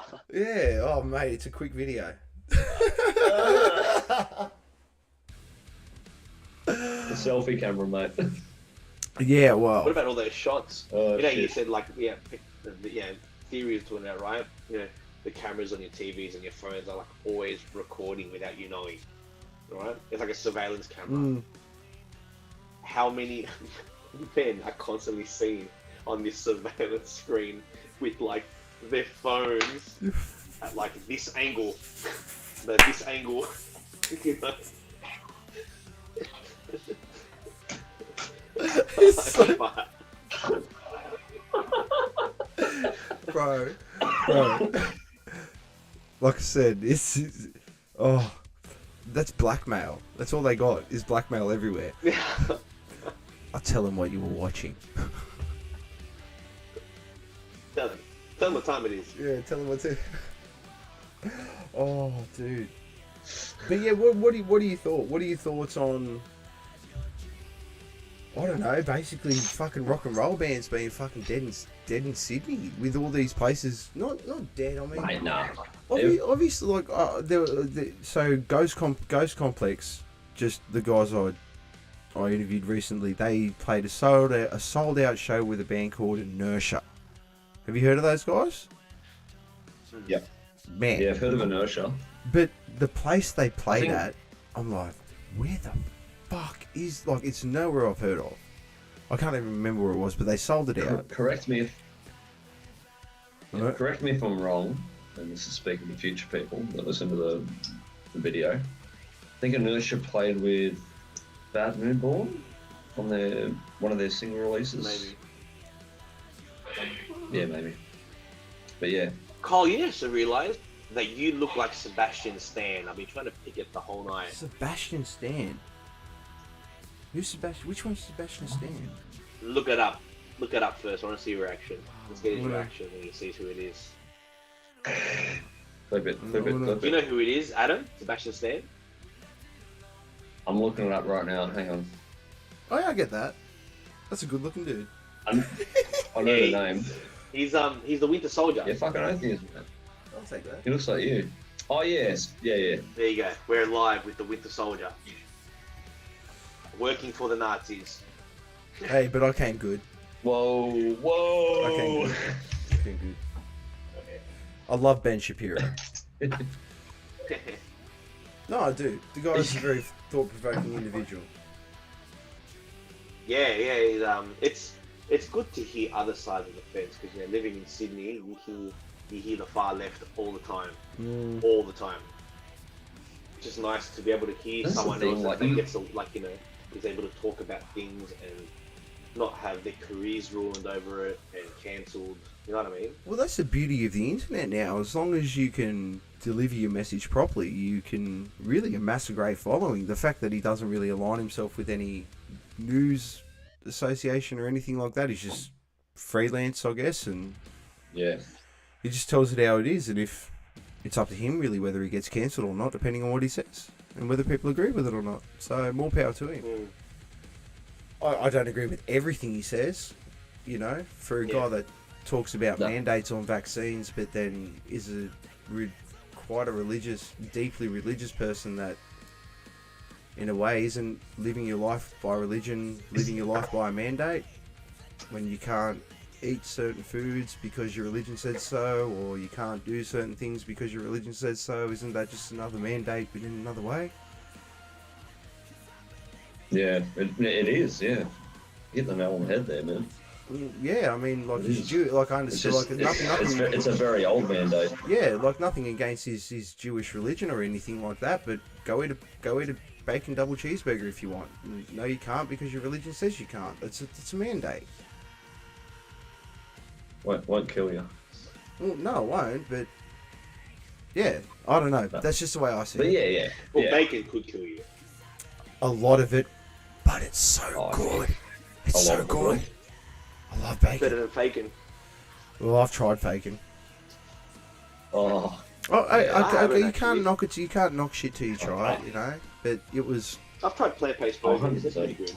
I've had a lot of plant-based burgers and they're actually okay. Are you vegetarian, Pete? Not at no, I'm Greek. Oh, wait. Why the fuck did I ask that question? Doesn't eat meat? Okay, I make lamb. No, man, last year during COVID, me and my mates were just making like almost a lamb a month in the spit. It was great. You should chock that thing full of. I remember my mate's dad used to do a whole lamb on a spit. He used to chock that thing full of rosemary and lemon. Just salt Right? back up. Rosemary, lemon, salt, pepper, oregano. Salt, yep, and salt just back up. paste it. And what he used to do, he used to get a whole sprig of oregano, like the whole thing, and just dip that in the olive oil and just baste it like Yep. that. Oh, mate, sensational. It is. You don't need anything else, man. That's the key to a Mediterranean diet. Those 5 ingredients. I Even love, put that on your Cocoa Pops. bro. You'll live forever. You live forever. It's the weirdest thing. I want a Mediterranean diet, but my wife's white, so. What's your background, Carl? Do you go anywhere in particular? My background's weird, man. So I've got Indian background, Indian and English. Never have picked it. Yeah. And so I grew up on blindingly hot curries. I love me a curry. I love curries. But Yeah. Mum always forced me to. I just love food, so it doesn't matter where it's from. I'll eat it. Like probably like speaking how you guys played in the Philippines and stuff like that. Did you ever try longanisa while you're in the Philippines? It's a breakfast sausage. we and probably it is- did, but we probably didn't know it. Oh man, it's the best shit in the world. Oh, did we? What is it? It's a little Breakfast breakfast sausage, sausage, mate. man. It's like a little breakfast sausage, and they're the fucking best. They're like sweet and oh man, they're the best. They're the best. I was just eating sisig for breakfast, lunch, and dinner. Oh, Yes. Just sig, man. But that- And boiled fish, steamed fish. man, you guys have Yeah. got quite a resume. Like in all seriousness, that's what I'm saying. Like, hammer the social media. Find someone Yeah. to film you. Give them like a pack of smokes and a beer, or a vape pen and a beer. Yeah. I'll come film you. I don't care. Yeah, we'll give you a vape pen, mate, Yeah, give me a vape pen and a beer. and a beer And a stick. and a stick. All and a right, stick. $20. Oh, it's no, or not. No, they are. They We won't are. have that conversation. That's cool. I don't give a shit. Still? I'm at the point now where I don't care. Yep. You've got 5 beer, Kyle. So I'm at the point now where I don't care. Which is good. Yeah, Because now we are. Yeah. that's good. Why Rapid Pete? So in saying that, what's your top 5? What's mine? Well, Two questions at once. No. Go, Adam. Sorry I interrupted you. No, it's all good. What's your top 5 albums? Oh. So Master of Puppets is on there. And then I'll go Home by Seven Dust. You tell me a bad song on the Home Seven Dust album. That is a fucking top album. Deftones Diamond Eyes. Lamb of God Wrath. Not White Pony? Nah, man, Diamond Eyes. Diamond Yeah. Eyes. Diamond Eyes is just the pinnacle of Yeah. how do you actually be a band that goes for that long and then produces Diamond Eyes, which is just some of the best shit I've ever fucking had in my life. Like, and probably Korn's Follow the Leader, because that was, I guess that's what got me into metal. Really, like, got me into metal. Like, my dad got me into metal, but metal, like, Korn was like the first band. I got my Korn CD and I went to my dad and I'm like, Dad, check fucking these guys out. And he's like, yeah, these guys are fucking cool. And then I got my dad into a new band, so I was like, okay, that's fucking like, yeah, I love Korn. But those are mine. Those would be three my 5. albums. You got 3 Three albums I more. left out were I didn't finish before. I think Michael jumped on. Sorry. Oh, you didn't finish. That's right. Yeah. Alter Bridge, Blackbird album. Yeah.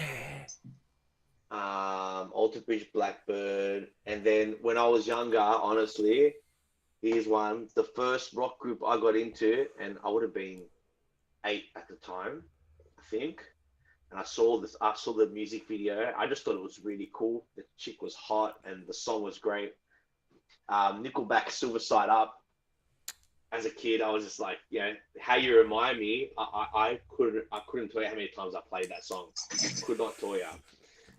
Mate, Nickelback cop a lot of flack now, Yeah, but man, they were huge. they were. You don't get that big off being shit. Mm.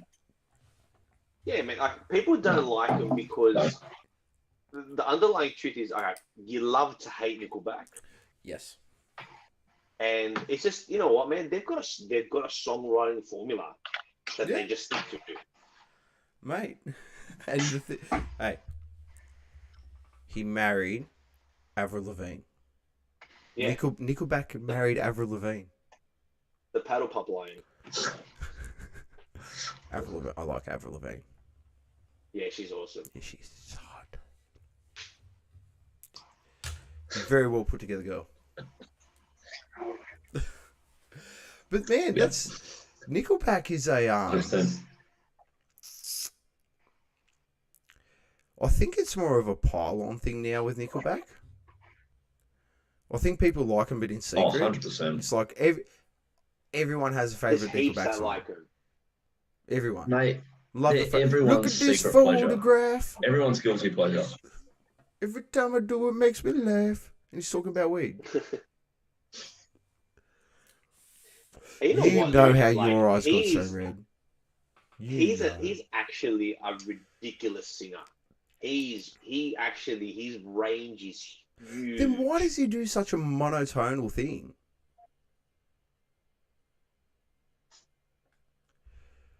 I don't know. Why would you like? Why? Yeah. Because if you hear him live, he's got the same power he puts out in the studio. It's like, bro, how do you do that for 2 hours every time you play? Because he's all chest voice a lot of the time. But he's learned how to sing. He uses his connecting voice too. He's a machine. He learned from the same guy that did Cornell, Miles Kennedy, Axl Rose. He went to that guy. The singer of Paramore, she went there. She's fucking good, man. She's very underrated. Big time. Oh, yeah. Massive. She's So much crazy. so that I don't know her name. Hayley Williams. That's the one. Score Adam. Yeah. Adam knows. Point one. Yes. I know, brother. I I'm know. gonna have to come up with a segment where we talk. I'll come up with a quiz about random musicians. Something. I don't know. I should do it, man. So, it's saying what I've just sort Yeah, of said to do you it. guys there, and we won't keep. We'll go for another 10 minutes only because Adam's got to get ready to go to the coast tomorrow and all that stuff. And what do you got? What do you? I guess with the limitations that you guys have at the moment with COVID and stuff like that, what are you? Guess your current? Is there a?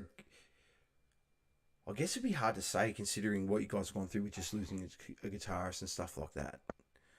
But prior to that, was there sort of any, I guess, like goals or anything, like a 6-month goal or a 12-month goal or anything like that? Or was it just going to, okay, let's just get these songs down and just shoot shit from the hip and see how it goes? Or was it going to, like, yeah, well, because shit just, like, We're at always- the end of the day, shit always just shooting keeps from on the hip. happening to you guys. Like, it's just, There is a lot of bad luck. We do have a lot of bad luck. We really do. In many ways. Yeah. because I guess I'm trying to get to the real meat and potatoes of it now, because we've talked about the fun sort of musical tours and cool shit like that. But I guess really, at the end of the day, yeah, it gets into the hard shit now, and it like, because how do you guys find the fucking drive? Realistically, especially, where does this Cobra Kai thing of never give up, never surrender that I feel that I get from you guys, you know? It's just there, man. It's just there. You like, yeah. Because You know talking me. to you guys, you can You know see me, it. man. You can see it. Like even the fact that you guys have just said that, oh, we've had a guitarist. No, that ain't slowing us down. We're just like, you guys have got the momentum. You guys have got the thought process and the momentum of keep moving forward. Let's keep going. Let's keep going. Let's keep going. Let's keep going. Yeah. Are we going to do it? I want to hear rapping. I want to hear rapping, Pete. I want to hear rapping. I was You said it. before I You answer that said it. question. Adam, that Southeast, after Southeast Asia and all the shit we're doing, and how I said, I wanted to, I did end up going to do that media thing. I wanted to do whatever. I told you I started writing and typing to heal because I was so angry. Remember I told you that? Yeah. Me or Adam? I found that Adam, while you're listening. Oh, I was there, man. I was there. Yeah, but remember I told you I was starting to type up the story, and it was my way of healing from it, like for myself. Okay. So you've I see my question. I don't know if you realised that was a Adam's question. disappeared. So Ivan, I'm here. I'm still here. Okay, so Ivan just commented. He goes, "I honestly get the exact same vibe from them, and I respect the fuck out of it so much. Plus, it was so motivational, especially as a musician. So you guys are like everything that you guys have set out so far. Like as far as I'm concerned, you have 2 jobs as a musician: write good music and touch people. As long as you got those 2 things down, you've done your job. Even if whether you get through to one person or whether you get through to 500 people. And Ivan, you've made quite a big impact on Ivan as a musician, and I guess his outlook on music, which is good because you need people like that, especially in the local crowd, because aspiring to those big people can only go so far, but it's the true battlers like you boys and every other band that I've had on that make the fucking scene what it is. And you, like, it's the essence of what the heavy metal scene is. But you were saying, Adam, are you back? Yeah, I'm here. I was starting to write like my own little autobiography of the trip, and then I stopped because I stopped being angry for a bit. The healing process worked. I was so angry because I couldn't express how I wanted to feel. That's the gist of it. That's how angry I was. And I started typing this thing, and I found the document. I thought the document was lost, and now reading back on it now, I would love to finish typing this as a book to release in years to come. Like it's written. Have you guys watched Sons of Anarchy? Mm-hmm. It's written with the narration of the book that Jax has from his dad. That makes sense. Because before we went to Bali, I just finished Sons of Anarchy. I'd never seen it, and lucky I had the biggest chip on my shoulder from watching that show. It helped get out of a particular situation by channeling that show. Was the anger stemmed from the tour, or did you walk into the tour with all that anger and try? Tour. So you walked into the tour with all that anger? No. The tour took a sudden turn, and that's what caused the initial problems within the band. Okay. The So second tour was the worst thing ever. The first tour was the best thing ever. Right, Ads? So you guys have been Yep, over there 100%. twice. Twice in 6 I months. went twice, man. Wow.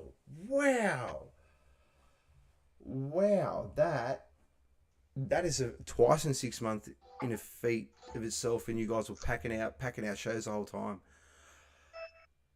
So the first tour was, what happened, if you don't mind me asking? Really good. So the first tour First tour was great. but then the Amazing. We were like, it was like a taste, the tiniest taste of Beatlemania, like legit. Wow. And because we were on a billboard, man. Like when we don't even get on posters here, and we're on a billboard over there.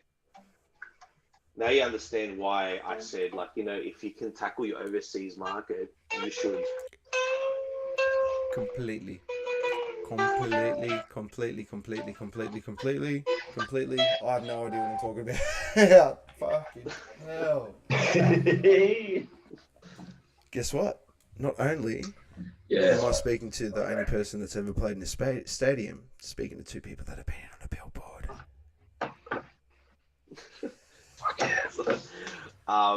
There you go. You know, like in Sydney, you know, we go there, we play our gigs, whatever.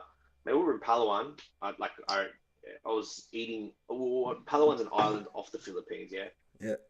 We're in a mall, waiting to play the mall gig, another mall gig that we had, and I'm just sitting there eating a burger on my own, and I saw these 4 kids, are like 12, 13, beeline towards me, and they start screaming, "I believe in you!" Like they fucking know the song, and No way.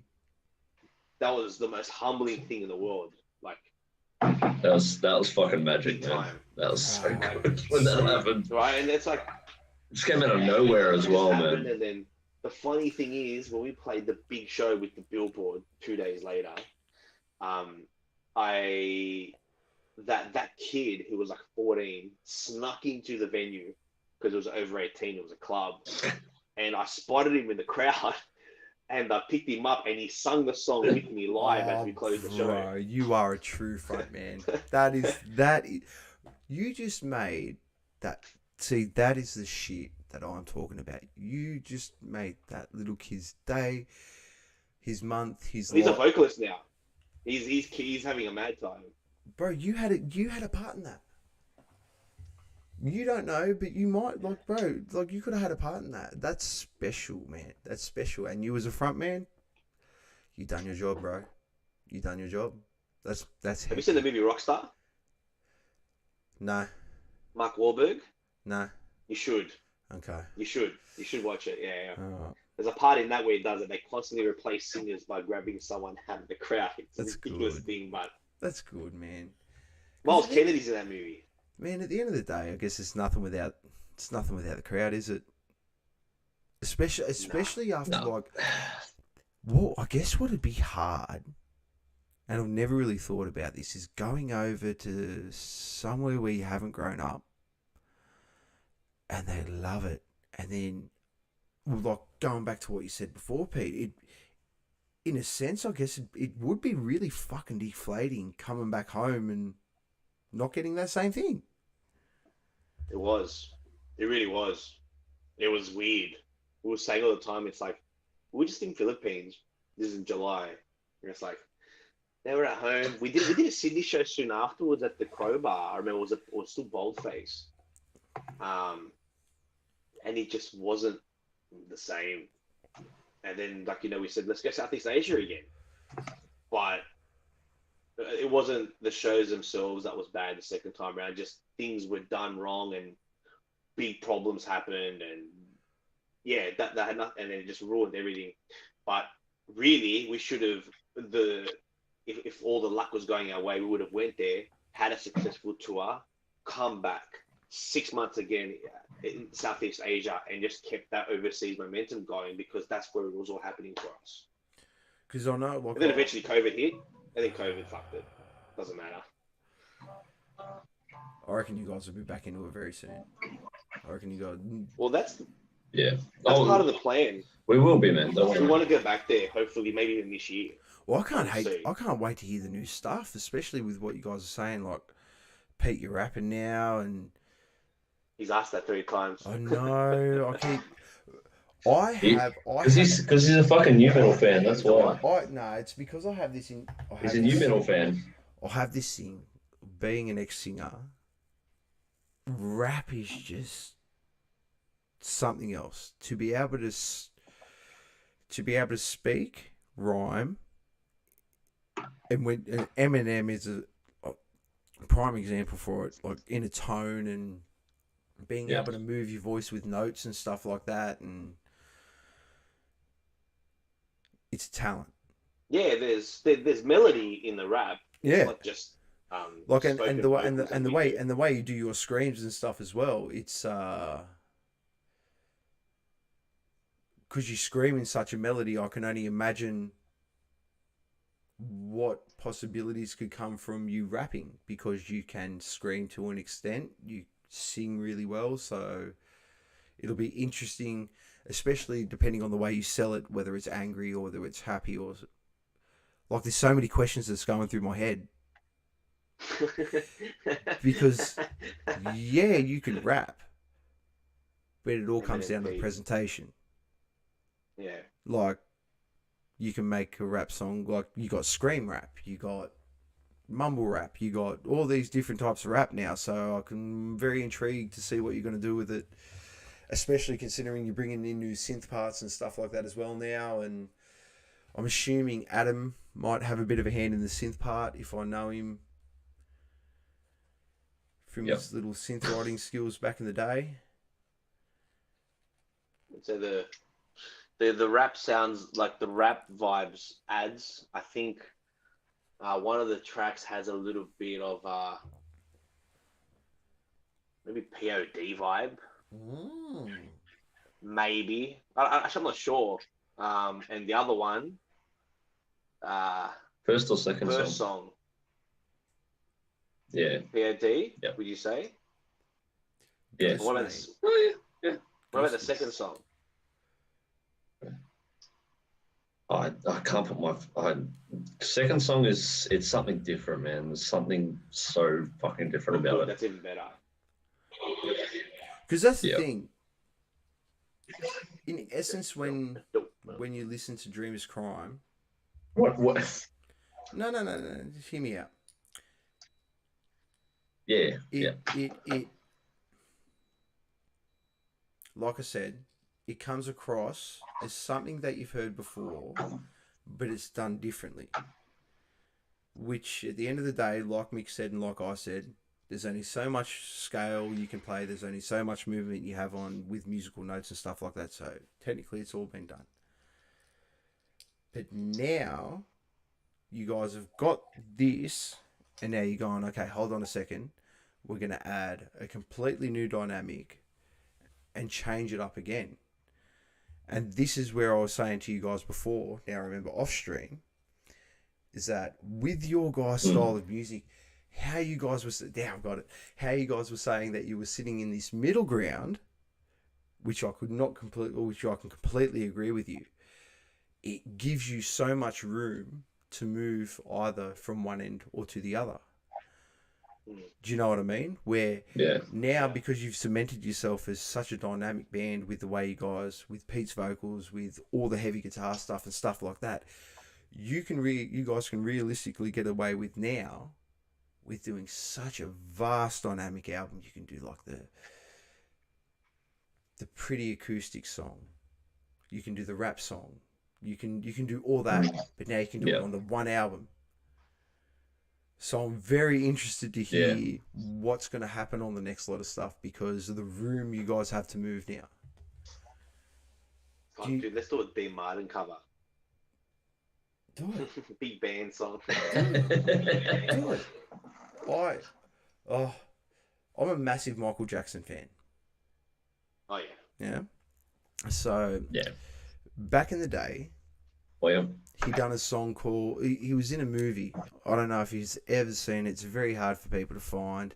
Go find it if you can. It's called The Wiz. Right? And what it is... yeah, I've heard about it. Yeah, okay, it is a retelling of The Wizard of Oz. Okay. But it's done in Motown. With Diana Ross as Dorothy. Michael Jackson as the Scarecrow. And I can't remember who the other two were, but I shit you not, it is a piece of cinematic genius. You will I love was it. say it's a piece of shit. No. By no means, mate. The movie, if you like old film, it's made in the 70s, I think. I think it was made in the 70s. Yeah. If you like old film, find it. It's called The Wiz. The W-I-Z. 1978. Fantastic. Seriously. Oh, it's when Jackson was not white. Yes. Jackson was still black. And if you can find the song You Can't Win, that song still to this day hits home to me so hard. Like it's like one of my all-time favorite songs. Yeah. But yeah, do a cover of that. I want to hear someone do a heavy metal cover of that.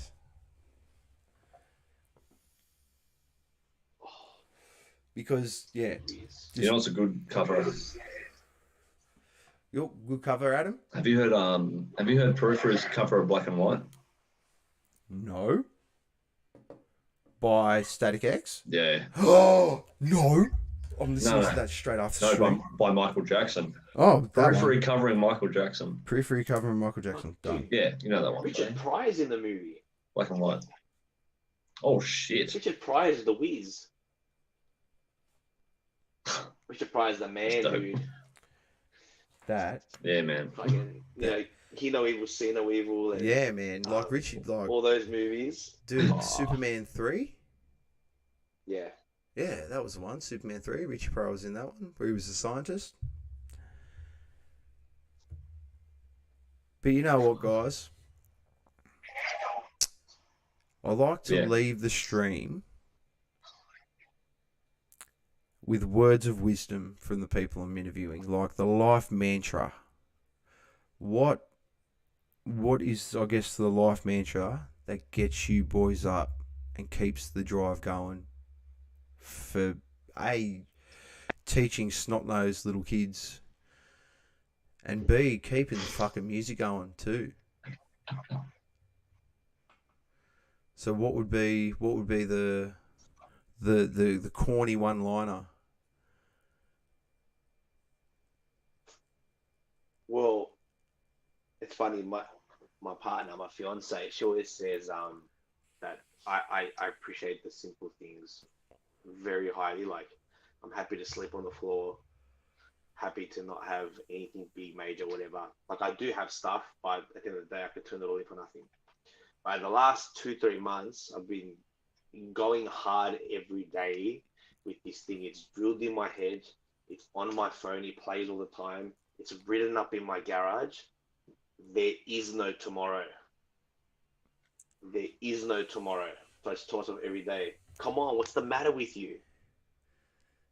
There is no tomorrow. It's I from like Rocky it. 3. No, I like it. I like it. It's when Stallone like lost Mickey and he's just like flat and a polish on a training. He's like, damn, Rock, what's the matter with you? There is no tomorrow. No, it's true, man. It's true. Adam. Adam. Adam disappeared. Adam. Did I'm you trying to think how to put it into one sentence. put it into two?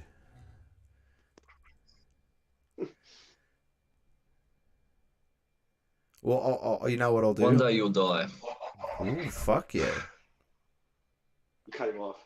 One day you're gonna die. So you should enjoy your life as much as possible. Because if you haven't enjoyed your life and you get to the end of your life and you haven't enjoyed it, then you haven't lived your fucking life. I like it. You know? I like it, man. See, mine one's from a movie too. But mine one's from Kung Fu Panda.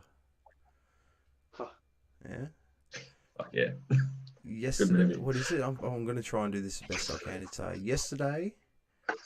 yesterday can't be changed. What is it? Yesterday can't be changed, and tomorrow can't be predicted. No, yesterday can't be changed, and we can't worry about tomorrow.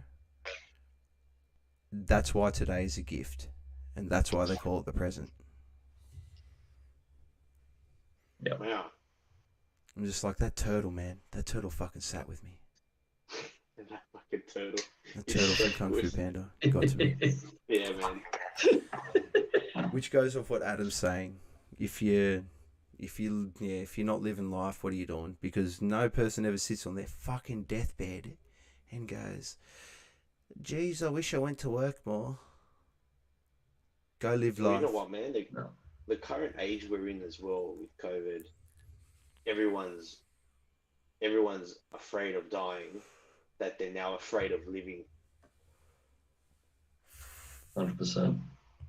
That's some real 100 shit. fucking Right percent, there. That man. is some fucking real shit right there. Say that again, Pete. Say that again. Loud into the mic. These days, everyone is so afraid of dying that they're now afraid of living. Mate, we're leaving it at that. That is some true pearls of wisdom that you just had dropped on you by Dreamers Crime. Thank you all so much for joining in tonight. I really appreciate it. If you're watching this after, like, subscribe. I love you all. We're going to be back again next week. And I'll catch you all later. Mwah.